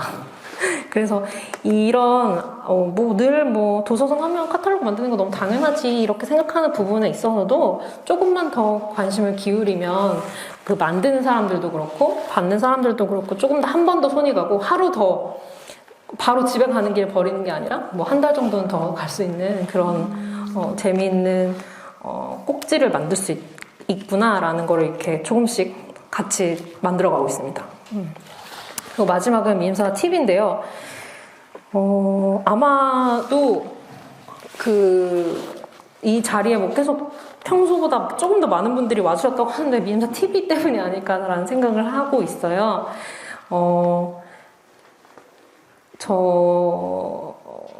제가 3년 정도 벌써 진행됐고 신압으로 진짜 커진 느낌이에요. 그래서 매년 사실 처음부터도 많은 분들이 궁금해하시고, 특히나 업계에서는 많이 궁금해하시고, 어떻게 하고 있냐, 뭐 얼마나 잘 되냐 이런 거를 물어봐 주시긴 했는데, 최근에는 진짜로 올해에는 좀 매체 파워가 생겼구나라는 생각이 들긴 하더라고요. 실제로 뭐 광고 같은 것도 들어오기도 하고, 이렇게 알아봐 주시는 분들도 되게 많고, 그래가지고 그 연예인들만 한다는 그 에고 서치 같은 거 있잖아요. 이렇게 자기 이름 검색해보는 거, 그런 거 가끔 해봐도 쏠쏠하거든요. 그래서 즐기려고 노력을 하고 있는데, 처음에 미임사 TV를 어떻게 기획하게 됐냐는 이야기를 많이 물어보시는데, 사실은 그냥 시작하게 됐죠. 그 대표님이 시키니까 혹은 강압을 막 강압적으로 해야 된다 이렇게 말씀하신 건 아니고 이렇게 은근히 계속 괴롭히시는 스타일이에요. 그래가지고 이렇게 막 해 이게 아니고 해보면 좋을 텐데 하고 이제 잊을만 하면 또 얘기하고 잊을만 하면 또 얘기하고 이런 스타일이신데 근데 저도 벌써 3년 전이죠. 3년 전인데도 그때도 이미 저는 유튜브 약간 중독돼 있었어요. 진짜 유튜브를 많이 보고 거기서 시간을 진짜 많이 보냈고 뭐 콘텐츠부터 시작해서 상품 추천도 유튜브를 통해서 많이 이제 하고 소비도 하고 그랬거든요.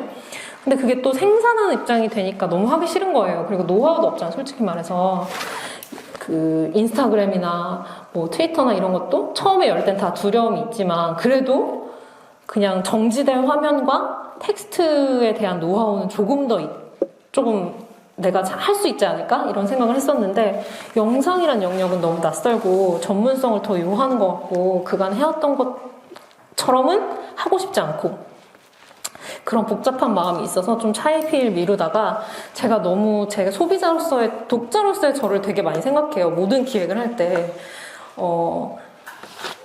첫 번째 독자이기도 하니까 나를 만족시키지 못하는 기획은 의미가 별로 없다 이렇게 생각을 하고 모든 일을 좀 하는 편인데 소비자인 제가 가장 많은 시간을 보내는 게 유튜브라면 마케터인 저도 한 번쯤은 도전을 해봐야 되지 않을까? 이렇게 생각을 했고 그 대신에 할 거면 좀 제대로 해보자. 제대로가 사실 뭔지 몰랐지만 그냥 광고를 하고 싶지 않다. 그러니까 홍보성 콘텐츠를 만들고 싶지 않다는 생각은 엄청 있었어요. 왜냐면 그걸 되게 잘하는 채널들이 브랜드 채널 중에 이미 있었고 자기들 상품이 나오면 이걸 막 요모조모 되게 멋있고 세련된 영상으로 만들어가지고 채널에 올리고 그렇게 아카이빙을 잘 해오는 브랜드 채널들은 있었는데 문제는 그런 채널 중에 제가 따라오고 싶을 만큼 성공한 채널이 아무 곳에도 없었어요. 근데 그 부분이 저를 좀 기획 방향에도 도움을 줬고 그리고 재밌는 건 대표님을 설득하는 데도 도움이 됐던 것 같아요. 그러니까 이런 거 해보려고 하는데 그게 될까요? 라고 대표님이 저한테 되물으셨을 때 근데 아무튼 우리가 원래 잘할 수 있는 거 혹은 해왔던 거 뭐 저자 영상을 만든다거나 북트레일러를 만든다거나 이런 방식으로는 성공한 케이스가 없으니까 그게 이제 일종의 레퍼런스가 되는 거잖아요. 그러니까 그 방식이 아닌 걸로 일단 시도를 해보겠다 그렇게 말씀드렸고 대표님도 오케이 하셨죠. 그래서 처음에 그렇게 호기롭게 말했지만 결국은 작가님 나오는 영상들을 초반에 좀 찍었어요. 왜냐면 뭐 자기가 할 수 있는 것 중에 뒤지게 되잖아요. 그런데 뒤지니까 뭐 이렇게 유명한 작가님도 있는 것 같고 그래가지고 작가님 제발 해주세요. 그래서 조금 무리한 컨셉으로도 하지만 무리하다기보다는 이제 유튜브에서 먹힐 만한 그런 빠른 템포의 재미있는 컨셉으로 영상을 막 찍고 이랬는데 근데 놀라울 정도로 반응이 없는 거예요. 그런데 왜냐면은 제가 봤을 때 너무 재밌고 작가님도 뭐 너무 유명하고 이러니까 평탄 치겠다 이랬는데 진짜 놀라울 정도로 반응이 없고 그리고 오히려 막 완전 신입 마케터 그리고 신입 막내 마케터 뭐 막내 편집자가 막 나와가지고 막 첫 영상이 진짜 웃긴 게 막 초점도 잘못 맞춘 거예요. 저희 PD님들이. 그래서 얼굴이 약간 뿌옇게 돼 있고 그리고 말 빨리 해야 된다 그랬는데 이제 저희 전문 출연자가 아니니까 말 빨리 못하니까 막 심지어 빨리 감기 해가지고 막 목소리가 막 이래 이런 영상인데도 그게 훨씬 더 잘 나오는 거예요. 조회수가. 그래서 유튜브 세상에서 사람들이 궁금해하는 거는 이쪽이구나 라고 해가지고 방향을 잡고 직원들이 나오는 쪽으로 좀 기획을 더 빡세게 하게 됐던 것 같아요. 물론 어려움은 있었죠. 모든 직원들이 출연에 대한 호감을 가지고 있는 건 아니니까. 근데 생각보다 그래도 젊은 편집자나 마케터들은 내가 그냥 우습게만 보이지 않는다면 한번 해보는 거는 괜찮다. 그런 정도의 그런 정도의 감각을 가지고 있는 분들이 많아가지고 좀 야금야금 시도를 하게 됐고 그렇게 해서 처음 시작된 게 이제 화진기현 편집자님의 말줄임표였어요. 두 캐릭터가 굉장히 부각되고 매력적으로 그려진, 실제로 근데 두 분이 진짜 케미가 실제로 좋고 한계가 있어요. 그러니까 저희가 전문적인 방송인이 아니다 보니까 자신이 어떤 뭐 갑자기 안 가지고 있는 이미지를 막 카메라 앞에서 막 갑자기 멋있어 보여 막 이러기가 힘들거든요. 본인이 가지고 있는 매력을 최대한 자연스럽게 보여주는 게 가장 중요한데, 그런 점에서 이제 출연하시는 분과 저희 지금 채널 오픈했을 때부터 지금까지 계속 같이 하고 있는 PD 팀이 있거든요. 그런 PD님들과의 케미가 좋아서 좋은 콘텐츠가 나오고 있는 것 같다라는 생각을 하고 있습니다. 여기 보시면은 좀 잘 안 보이긴 하는데, 이게 이제 인기도 순으로 정리된 민서TV 채널의 영상이에요. 근데 이것도 좀 재밌어요. 그러니까 늘 그냥 감각으로 유튜브에서 사실 뭐가 터질지는 아무도 모른다는 게 어떤 일종의 국룰 같은 건데, 저희도 그래서 그때그때 최선을 다할 뿐이긴 한데, 그래도 기획 의도에 맞게 조금 따라오고 있는 것 같아요. 채널의 그런 반응도가. 예를 들면 첫 번째인 게 문박싱 영상이고, 문박싱이라는 코너 영상인데, 이 코너 같은 경우는 그냥 진짜 제가 이제 메인 MC로 있고, 게스트, 직원 게스트, 주로 이제 직원 게스트인데, 직원 게스트들 불러서 이제 회사 돈으로 네가 사고 싶은 거 사주는, 그래서 언박싱을 같이 하는 그런 코너예요. 그래서 실제로 뭐 책 소개를 마지막에 한 권씩 하긴 하지만, 앞에는 그냥 다 일반 소비재 상품을 언박싱 하는 코너입니다. 확실히 이 코너로 미음사 TV를 처음 보게 됐다고 유입되는 분들이 가장 많아요. 이 문박싱이라는 코너로.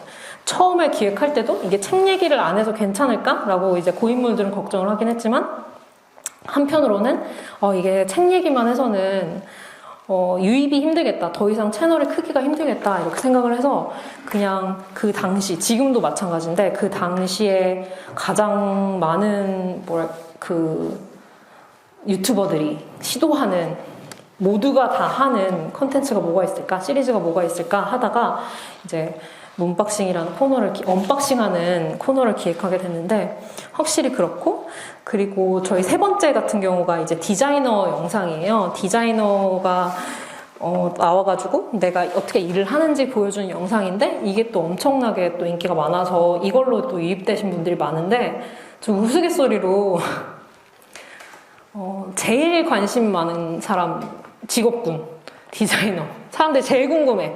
디자이너 제일 궁금해하고, 그 다음에 편집자를 제일 궁금해하고, 그 다음에 마케터, 그 다음에 작가 순으로 궁금해하는 것 같아요. 뭔가 일반 사람들은 봤을 때. 그래서 조회수가 딱 저 순으로 나오거든요.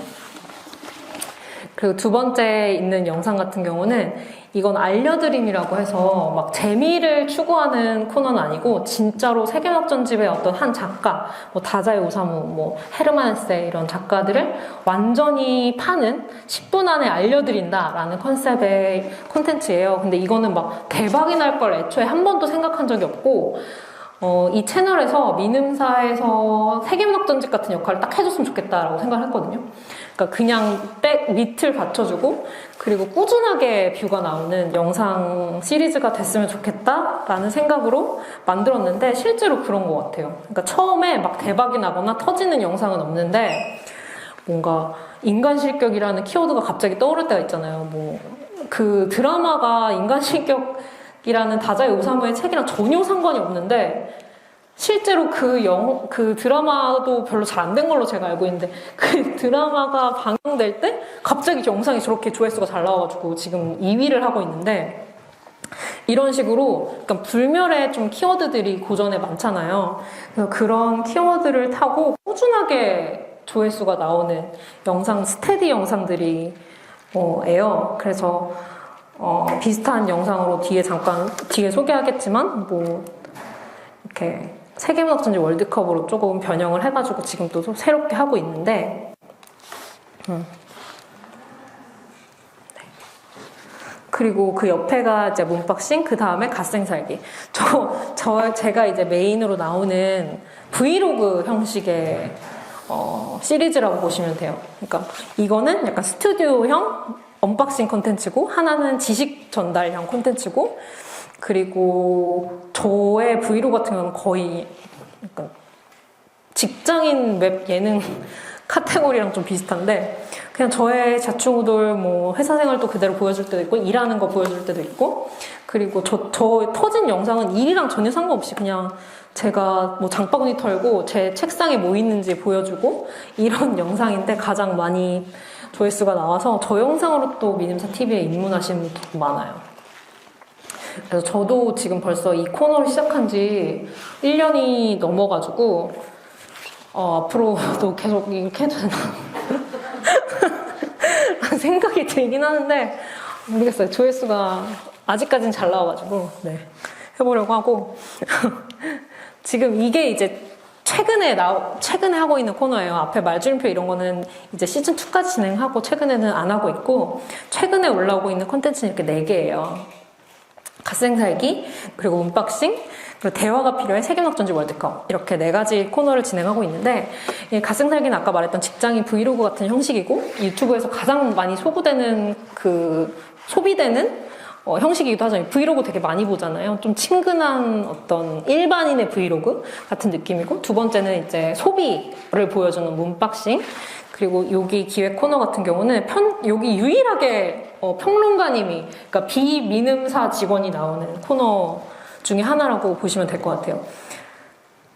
조대한 평론가님이 나오시고 그리고 하진 씨랑 둘이 나와서 소설의 한 장면, 어떤 상황을 두고 소설에 대한 전반적인 이야기를 한 다음에 그 특수한 상황을 두고 나라면 이렇게 할 텐데 해가지고 좀 요즘 유행하는 밸런스 게임 같은 거 있잖아요. 그런 식으로 소설을 소개하는 코너입니다. 그래서 이것도 이제 시작한 지 얼마 안 되긴 했는데 점점 더 이제 조회수가 잘 나오고 있고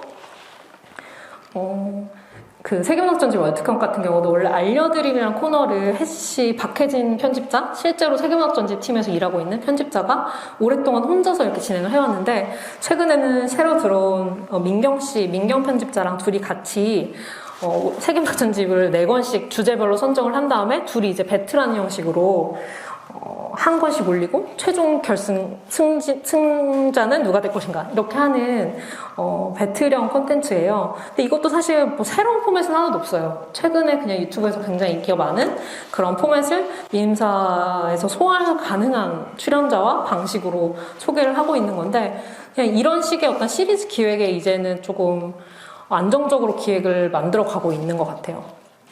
그래서 실제로 이 채널에서 편집자들이 하는 롤과 그리고 채널에서 마케터 출연자가 하는 롤이 그냥 출판사에서 일하는 롤이랑 되게 비슷하더라고요.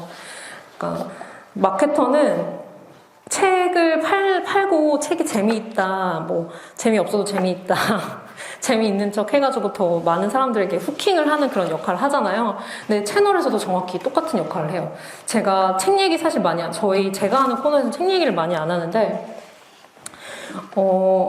책이랑 전혀 상관없는 물건 사는 얘기, 뭐 그냥 일하는 얘기, 뭐 방바구니 터는 얘기 이런 거를 하면서 이렇게 사람들을 출판사 채널인데 왜 이런 거 하지? 하면서 이제 후킹을 해서 들어오면은 그래서 여기에 이 채널에 호감도가 생기면 약간 더 책을 정말 읽어보고 싶게 만드는 어떤 특정한 책을 궁금해서 읽어보고 싶게 만드는 코너로 좀 연결이 되는 이게 선순환의 고리를 만들려고 하고 있는데 실제로 그런 댓글들이 되게 많아요. 그러니까 그냥 웃겨가지고 처음엔 그냥 봤는데 자꾸 보다 보니까 나도 책을 읽으면 좀 저렇게 유쾌하고 재밌게 살 수 있지 않을까부터 시작해가지고 아니겠지만 아무튼 그런 식으로 좀 황당하고 좀 재미있는 링크들이 많이 생기는 것 같아요. 그리고 사실 미음사 TV가 가장 타겟으로 하는 독자는 한 번도 책을 읽어본 적이 없는 그런 독자는 아니고요. 어쩌면 그냥 오래 책을 한 것도 안 읽어본 사람은 맞지만 언젠가 한 번은 책에 대해서 호감을 가졌던 사람이거나 책을 읽으면 좋지 책 좀 읽어라 라고 잔소리를 들었던 사람들, 그러니까 책에 대해서 어떤 일종의 그래도 환상이라던가 아니면 부채의식이라던가 아니면은 뭐 그게 좋던 나쁘던 간에 책에 대한 인식을 그래도 가지고 있지만 책과는 지금 멀어진 그런 독자들을 타겟으로 하고 있어요. 그래서 최대한 저희가 일하는 모습을 좀 즐겁고 유쾌한 방식으로 그리려고 하고 있고 그런 친근한 방식의 접근 방법이 처음부터 막 계산을 해가지고 미임사 TV가 이렇게 뭐 11만 구독자를 모으게 될 거야 이런 건 아니었지만 그 인스타그램이나 트위터를 운영한 감각이랑 진짜 다르더라고요. 인스타그램이나 트위터 같은 경우는 SNS 뭐 쌍방향 소통 SNS다라고 하지만 한계가 있을 수밖에 없고, 왜냐면은 보통 뭐 거기서 일하는 사람이 나오거나 얼굴이 나오거나 그러지 않고 로고로 보여지거나 아니면 책 표지로 먼저 이미지로 만나잖아요. 그러다 보니까 아무리 뭐 친근하고 재미있게 이야기를 해도 거기서 일하는 사람들이 보여지진 않고, 그 컨텐츠들이 너무 좋아도 막 미음사에서 나오는 책 표지 막 진짜 쩔어. 그래가지고 막 나 미음사 사랑해 이렇게 얘기하진 않잖아요. 근데 유튜브 같은 경우는 책보다 사람이 먼저 나오는 채널이다 보니까 그런 감정적이고 굉장히 인간적인 커넥션들이 생기는 것 같아요. 그래서 처음으로 진짜 커뮤니티라는 게 이런 거구나. 사람들이 말하는 어떤 SNS를 통한 독자들과의 혹은 소비자들과의 소통이 이런 거구나. 그냥 DM으로 책 바꿔달라고 하는 그런 문의만 들어오는 게 아니라 그냥 막 진짜 너무 좋아요. 뭐 다음에는 이런 것도 보여주세요 하고 하는 그런 진짜 그런 그 피드백을 통해서 콘텐츠를 만들거든요, 많이. 근데 이게 진짜 소통을 통해서 콘텐츠를 만들고 이야기를 해나가는 감각이구나를 유튜브를 통해서 사실 처음 느끼긴 했었어요. 다른 채널들은 그쪽을 통해서 물론 많은 의미 있는 대화들이 오가긴 하지만 뭐 가끔 닫고 싶을 정도로 이렇게 무서운 일들이 많이 일어나잖아요. 근데 유튜브 같은 경우는 아직까지는 이렇게 많이 노출된 것 치고는 의미 있고 좋은 이야기들이 많이 오가고, 그리고 굉장히 한 번도 느껴본 적 없는 그 소속감 같은 거, 그런 것들을 저희도 느끼고 독자들도 느끼고 있는 것 같아요. 그래서 그 북클럽이 최근에 굉장히 모객이 많이 되고 성황리에 운영되고 있던 것도 여기 유튜브를 통해서 소통을 하던 독자님들이 그쪽으로 넘어가서 그런 것 같고, 그리고 그 유튜브를 통해서 수익이 뭐 매출이 얼마 늘었냐 이런 거 제일 궁금해 하시더라고요. 근데 뭐 아시는 분들 아시겠지만 책 전체 도서 매출이라는 게 되게 예측이 불가능하잖아요. 뭔가 대단한 신간이 나오고 이러면 막 터지기도 하지만 또 막 어디서 어떤 책이 뭐 100부 팔릴지 200부 팔릴지 되게 예측이 힘들어가지고 이 유튜브를 했기 때문에 뭐 갑자기 전체 매출 올랐다라고 이렇게 분석하기에는 어려움이 아직도 있거든요. 근데 한 가지 확실하게 말씀드릴 수 있는 거는 아까 말했던 뭐 리터나 한 편이나 북클럽에 대한 그 매출은 확실히 상승했다고 말씀드릴 수 있는 게 미는 북클럽 같은 경우는 가입을 하면 미음사 세계역 전집의 책들을 선택하게 하거든요. 저희 400권 중에 한 권을 선택하게 뭐 3권 이렇게 선택하게 하는데, 그게 신기할 정도로 그 3권 선택하는 선택도서의 리스트가 늘 똑같았어요. 그러니까 그냥 시장에서 베스트셀러인 것들 있잖아요. 홍일밭의 파수꾼, 뭐 데미안, 뭐 동물농장 이런 것들이 그냥 무조건 뭐 10년 내내 그냥 1등, 2등, 3등 자기들끼리 좀 왔다 갔다 하고 이런 정도였는데, 유튜브를 시작하게 되면서 처음으로 한 번도 뭐 본 적 없는 뭐 리스트에서 한 번도 본 적 없는 뭐 밤으로의 김여로 같은 책들이 1위로 그 해 뭐 1위 선택도서 1위로 이렇게 올라오고 이런 케이스가 굉장히 빈번하거든요. 그런 걸 보면은 이 유튜브 독자들이 어디선가 미음사를 소비하고 있을 때 이런 멤버십을 활동을 좀 더 활발하게 한다거나 이 두 가지를 좀 연결시켜가지고 의미 있는 링크들을 만들어내고 있구나라고 좀 짐작을 할 수 있더라고요. 그래서 그런 면에서는 확실히 브랜드 영향력이 커지고 있다? 이렇게 내부에서 판단하고 있습니다. 그래서 중간중간 계속 얘기했지만 가장 중요한 건 그거 같아요. 제가 기획을 할 때 뭐 이런저런 방향으로 다 해석이 가능하지만 처음에도 제가 굿즈를 만들 때 사실 그랬거든요. 그냥 제가 하나라도 혹은 만드는 디자이너가 라도 한 명이라도 진짜 완전히 만족할 수 있고 가지고 싶은 그런 기획, 그런 상품이 먼저 나와야 그걸로 가지고 더 많은 사람들에게 영업도 하고 설득도 할 수 있는 것 같아요. 근데 그냥 해야 돼서 하고 만들어야 돼서 만들고 그리고 기획안을 냈는데 여기저기 참견해가지고 막 이도저도 아닌 결과물이 나올 때 되게 많잖아요. 그럴 때 사실은 팔아야 되는 의무가 있지만 그런 의무 다 필요 없이 그냥 일하기 싫어지는 경우가 되게 많더라고요.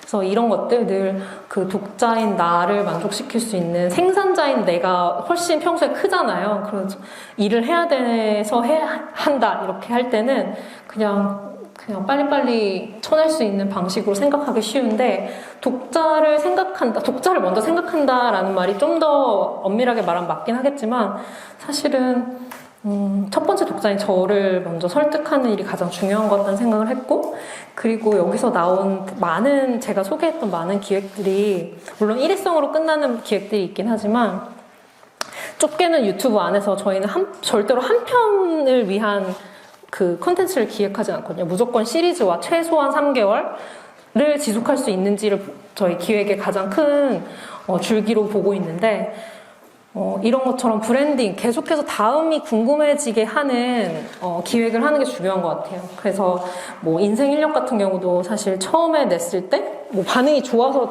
내년에 내고 그 다음에 6년째 벌써 내고 있는 거긴 하지만 뭐 사실 여러 가지 이유로 이렇게 안 하게 되거나 너무 많은 경쟁자들이 나왔는데 이미 내가 또 보탤 게 있나 하고 이제 그만하게 될 수도 있겠지만 그러지 않고 계속해서 뭔가 하나의 그 메시지를 계속해서 얼마나 더 지속할 수 있냐도 좋은 기획이냐 아니냐의 되게 중요한 기준 중에 하나인 것 같아요. 워터프루프북, 뭐 인생인력, 뭐 미는 북클럽은 더 알라였고 이런 식으로 계속해서 한 번 일회성으로 끝나는 프로그램보다는 여러분이 어떤 기획을 할 때 거듭 그 보완을 해나가면서 독자들과 소통을 해나가면서 할 수 있는 기획이냐 이런 것도 당장에 빵 터지는 그런 뭔가 빠르고 큰 기획이 아니더라도 그런 기준이 아니더라도 굉장히 중요한 것 같아요. 처음엔 작게 시작하고 점점 크게 굴려갈 수 있는 그런 기획이 저는 더 오히려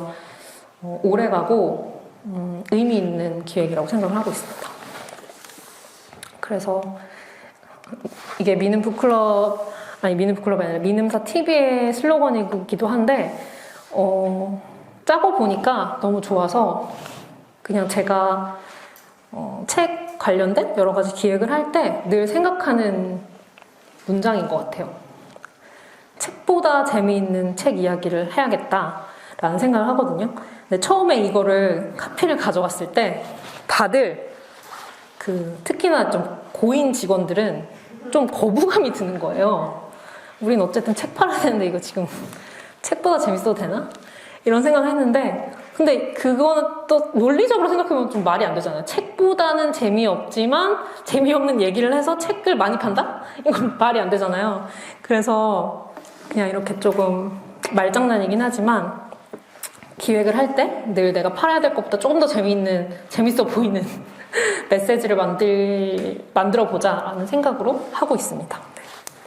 긴 시간 들어주셔서 너무 감사하고요. 이제 질문 있으시면 받고 일단은 경쟁이죠. 네.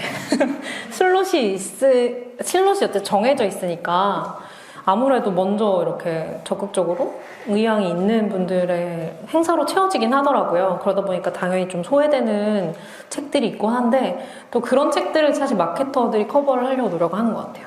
저희는 일단은 그냥 디폴트로 마케터인 경우에는 좀 노출한다라는 걸 원칙까지는 아니지만 그냥 해보자 이렇게 힘을 내고 있는데 그거 알아서 이렇게 편집자들이 잘 나서서 해주는 경우 같은 경우는 조금 저희는 오히려 좀 덜 주목받는 책들 유튜브에서도 그렇고 덜 주목받고 이제 편집자나 디자이너가 나와가지고 직접 얘기해줄 수 없는 그런 책들을 좀 더 소개하려고 하긴 하는데 뭐 이 유튜브뿐만 아니라 사실 선택과 집중은 늘 필요하잖아요. 그래서 100%다 커버하고 있냐 이러면은 또 그렇진 않은 것 같아요.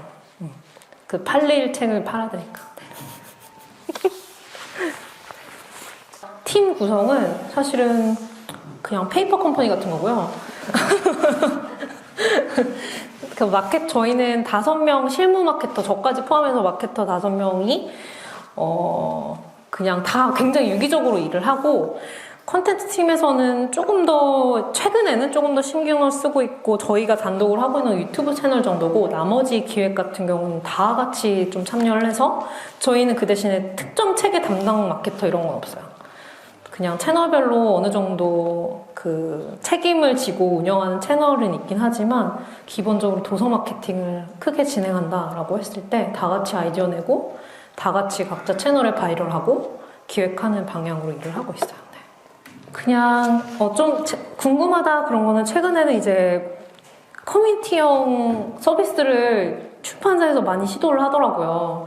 그러니까 뭐 문학동네 독파라던가 스위치 같이 창비해서 스위치 하는 거 이런 것들을 좀 잘 꾸려가지고 홈페이지 좀 잘 꾸려서 운영하는 거 보고 우리도 조금 원래 늘 하고 있었던 거긴 한데 이렇게 민음사 같은 경우는 오히려 이게 오래되다 보니까 홈페이지도 굉장히 들어온 거예요. 그래가지고 좀 들어오기 싫고 이런 면이 있는데 이런 걸 좀 최근에 트렌드에 잘 맞춰서 챌린지 구성을 잘 한 것 같아가지고 그런 것도 좀 재미있게 봤고 그리고 유튜브 콘텐츠 같은 경우는 그 시공사분들이 시공사 마케터 분들인 것 같은데 시공상사라고 네.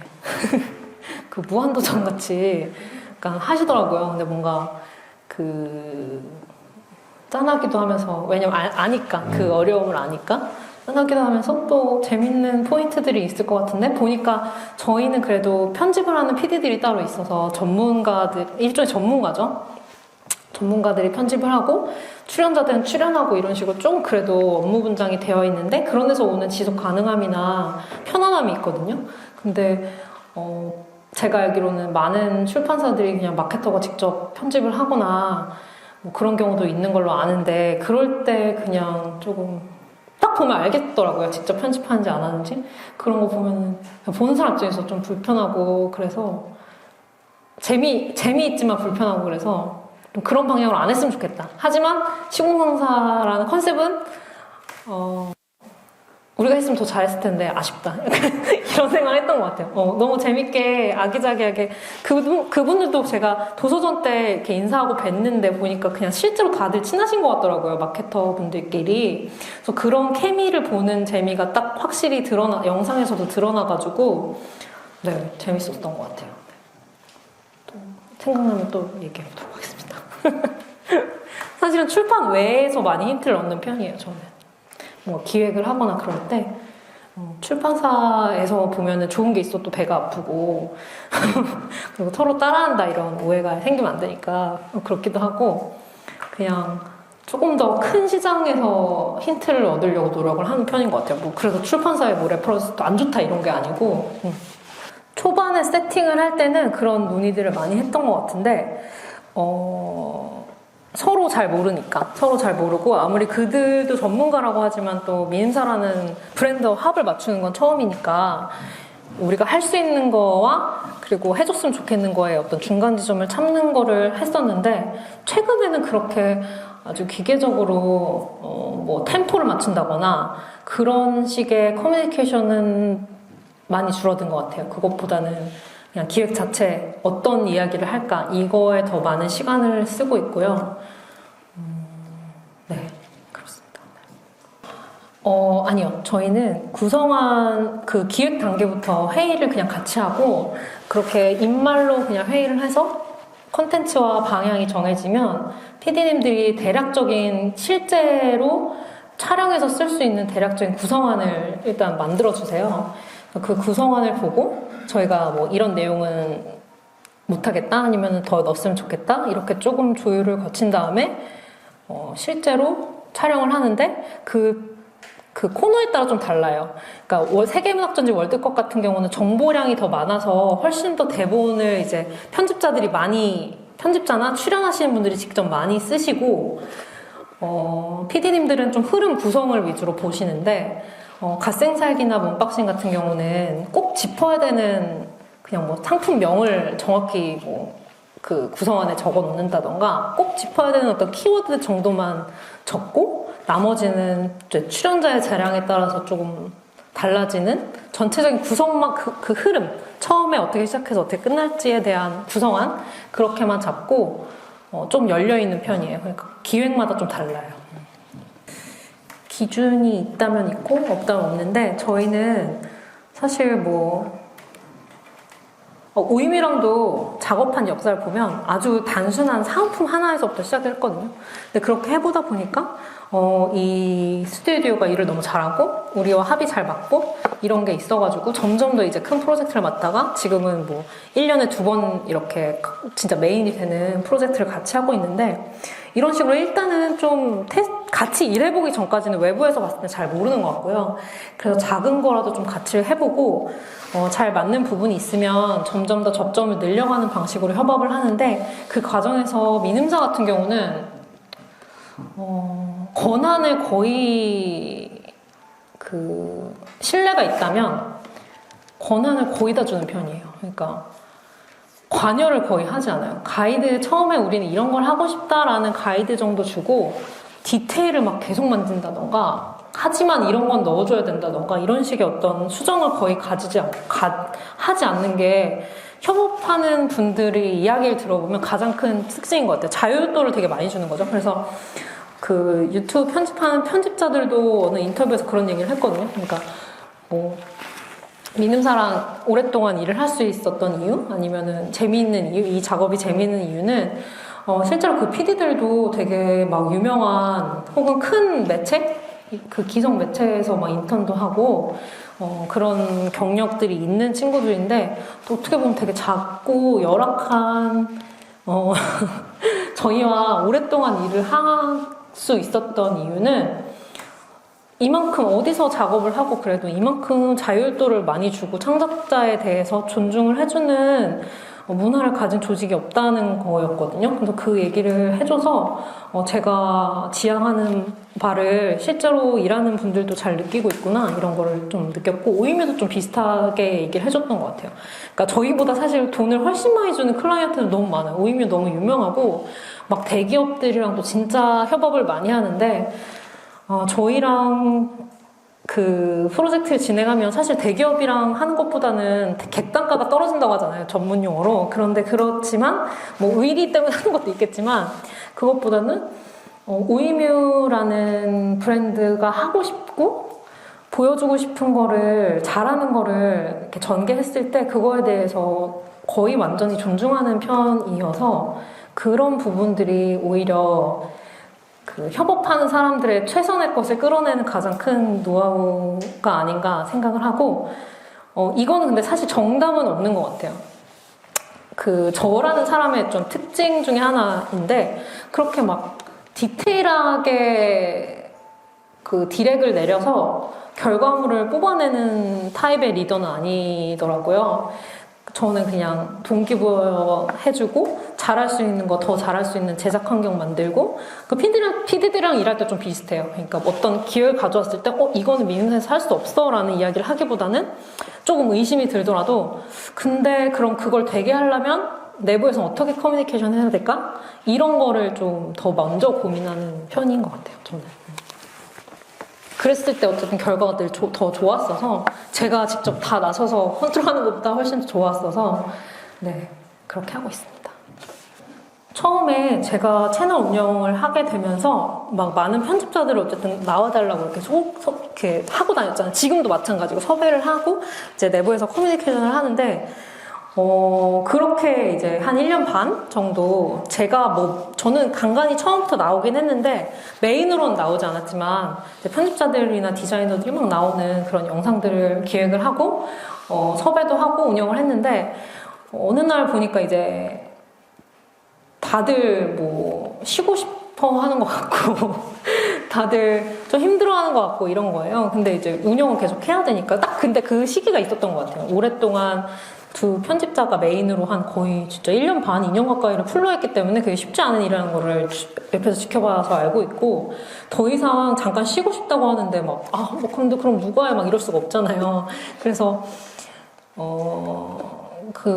저도 가장 큰 마음은 뭐 저는 사실 그렇게 거부감이 있진 않았고 애초에 근데 그것보다도 그 두 분만큼 잘할 수 있을까? 라는 걱정은 있었죠. 당연히 두 분이 너무 잘했고 케미도 좋았고 인기도 많았고 그래서 근데 그만큼 내가 해를 끼치지 않고 채널을 더 잘 운영할 수 있을까에 대한 고민이 있었는데 그래도 그냥 하게 된 가장 큰 마음은 앞으로도 저는 더 많은 직원들이 나와서 채널과 같이 뭐 꼭 채널에 나와야만 성장할 수 있는 거 아니지만 좀 같이 좋은 영향을 받으면서 성장했으면 좋겠다는 소망이 있거든요. 그래서 저도 출연하고 싶지 않은 채널이나 그런 마음을 가지고는 다른 편집자들도 섭외할 수 없겠다? 이런 게 아주 그냥 조금 낯간지럽지만 가장 큰 마음이었던 것 같아요. 그래서 그냥 해야겠다? 총대를 매야겠다? 생각을 했고 다들 그러잖아요. 자기는 하기 싫으면서 막 나 시킨다 이런 얘기 많이 하잖아요. 그래서 그런 설레를 남기지 않기 위한 게 제일 컸던 것 같습니다. 이거는 근데 막 함부로 막 그러니까 매출이 아니라 쓰는 비용을 뭐 까는 게 뭐 너무 힘들어서 그런 게 아니라 미눔사가 그래도 남들이 보기에 뭐 브랜딩이다, 뭐 컨텐츠 마케팅이다 하는데 그냥 돈을 조금이라도 더 쓰는 것 같이 보일 수 있고 실제로 그럴 수 있는 이유는 매출 구조 때문인 것 같거든요, 사실. 뭐 어떤 대단한 철학이라기보다는 그 이전에 세계막전집이라는 구간의 매출 구조상 크게 신간의 주목도와 상관없이 그 해에 뭐 엄청 잘 나간 책이 있고 없고에 부침이 없이 구간 매출이 좀 탄탄하게 받쳐주는 편이어가지고 그럴 수 있는 것 같고 또 그래야 하는 것 같아요. 신간을 잘 팔면 좋겠지만 신간이 오래가는 책을 만드는 편이지 막 한 번에 나왔을 때 막 대박이 나고 이런 책들이 생각보다 없어가지고 10,000부, 20,000부 팔기도 하는 너무 힘든데 그러다 보니까 오히려 더 그냥 단기 레이스에 돈을 쓰는 게 더 어려운 느낌? 단기 레이스에 돈을 썼지만 단행본 매출 같은 경우는 피드백이 오히려 되게 확실하잖아요. 돈 썼는데 안 돌아오잖아요. 돌아오면 다행인데 돈 썼는데 안 돌아오거나 그리고 막 될 책은 안 써도 막 되고 이런 식의 불확실성이 훨씬 큰 것 같아요. 그러다 보니까 미눔사에서는 브랜드 관리, 그러니까 시리즈 관리하는 게 사실 되게 크게 보면 브랜드 관리인 것 같고 그리고 그러다 보니까 그런 쪽의 관리가 좀 더 잘하고 노하우가 쌓이다 보니까 또 이게 선순환이겠죠? 선순환으로 편집부에서도 시리즈를 기획하는 일이 더 많고 단행본 기획보다는 이런 식으로 그냥 전체적으로 좀 맞아 들어가가지고 그쪽에 돈을 쓸 수 있고 쓰게 되는 것 같아요. 그래서 유튜브 같은 경우는 처음에 그리고 또 하나는 저희 대표님이 뭘 해도 그냥 그거는 뭐 쓸데없이 그런 거 왜 해라거나 뭐 그거 하면 뭐 매출 올라? 이런 얘기를 잘 안 하시는 대신에 그냥 크게 투자는 안 해주세요. 절대로. 처음부터 한번 뭐 위로부터 내가 막 나는 유튜브를 니네가 했으면 좋겠어 해가지고 막 처음부터 막 뭐 몇천만 원씩 이렇게 투자하는 그런 분위기가 절대 아니거든요. 그 대신에 그냥 해보겠다? 그러면 이제 쫄딱만 해도 지장이 없을 정도만 투자를 딱 하세요. 처음에. 완전 스몰 스타트를 지향하고 그래서 그렇게 유튜브도 사실 그렇게 거창하게 시작하지 않았어요. 처음부터 뭐 팀을 꾸려야 된다, 뭐 외부에서 프리랜서를 써야 된다 이런 얘기를 드리긴 했지만 처음부터 그래도 막 한 편당 몇백만 원씩 이거 절대 안 썼고 처음에 진짜 막 편당 50만 원? 네, 막 외주 지금 같이 하고 있는 PD들한테 50만 원으로 한번 만들어보자 막 이렇게 해가지고 이게 성과가 조금씩 나니까 객단가도 조금씩 올라가고 이 친구들에게도 충분히 이제 페이를 하고 그런 방식으로 운영을 하고 있는데 최근에는 뭐 출연료, 뭐 PD들 뭐 나가는 거 실제 들어가는 제작비 이런 거 다 해서 월에 1,500에서 1,000만 원 정도 쓰고 있는데 뭐 들어오는 광고 수익은 당연히 그것만 못한데 올해 들어서는 외부 광고 같은 게 이제 많이 들어오긴 해가지고 어느 정도는 보존이 되고 있어요. 근데 그냥 전체 매출 대비 컨텐츠 마케팅 비용으로 쓰는 금액 이렇게 봤을 때 뭐 보통 뭐 몇 프로 이렇게 쓴다 했을 때 정말 작은 규모예요. 생각보다. 광고 몇 번 돌리고 이런 것에 비해서는 훨씬 더 돈이 덜 들기 때문에 지속 가능하게 투자가 가능하다. 그래서 뭐 연애 아마 1, 2%대 정도밖에 안 되긴 할 것 같아요. 그리고 그 대신에 저희는 맞아, 광고, 영광고 그런 거 진짜 안 하기는, 최근에 한 몇 년 동안에는 서점 광고 진짜 집행 많이 안 하긴 했었어요. 그렇습니다.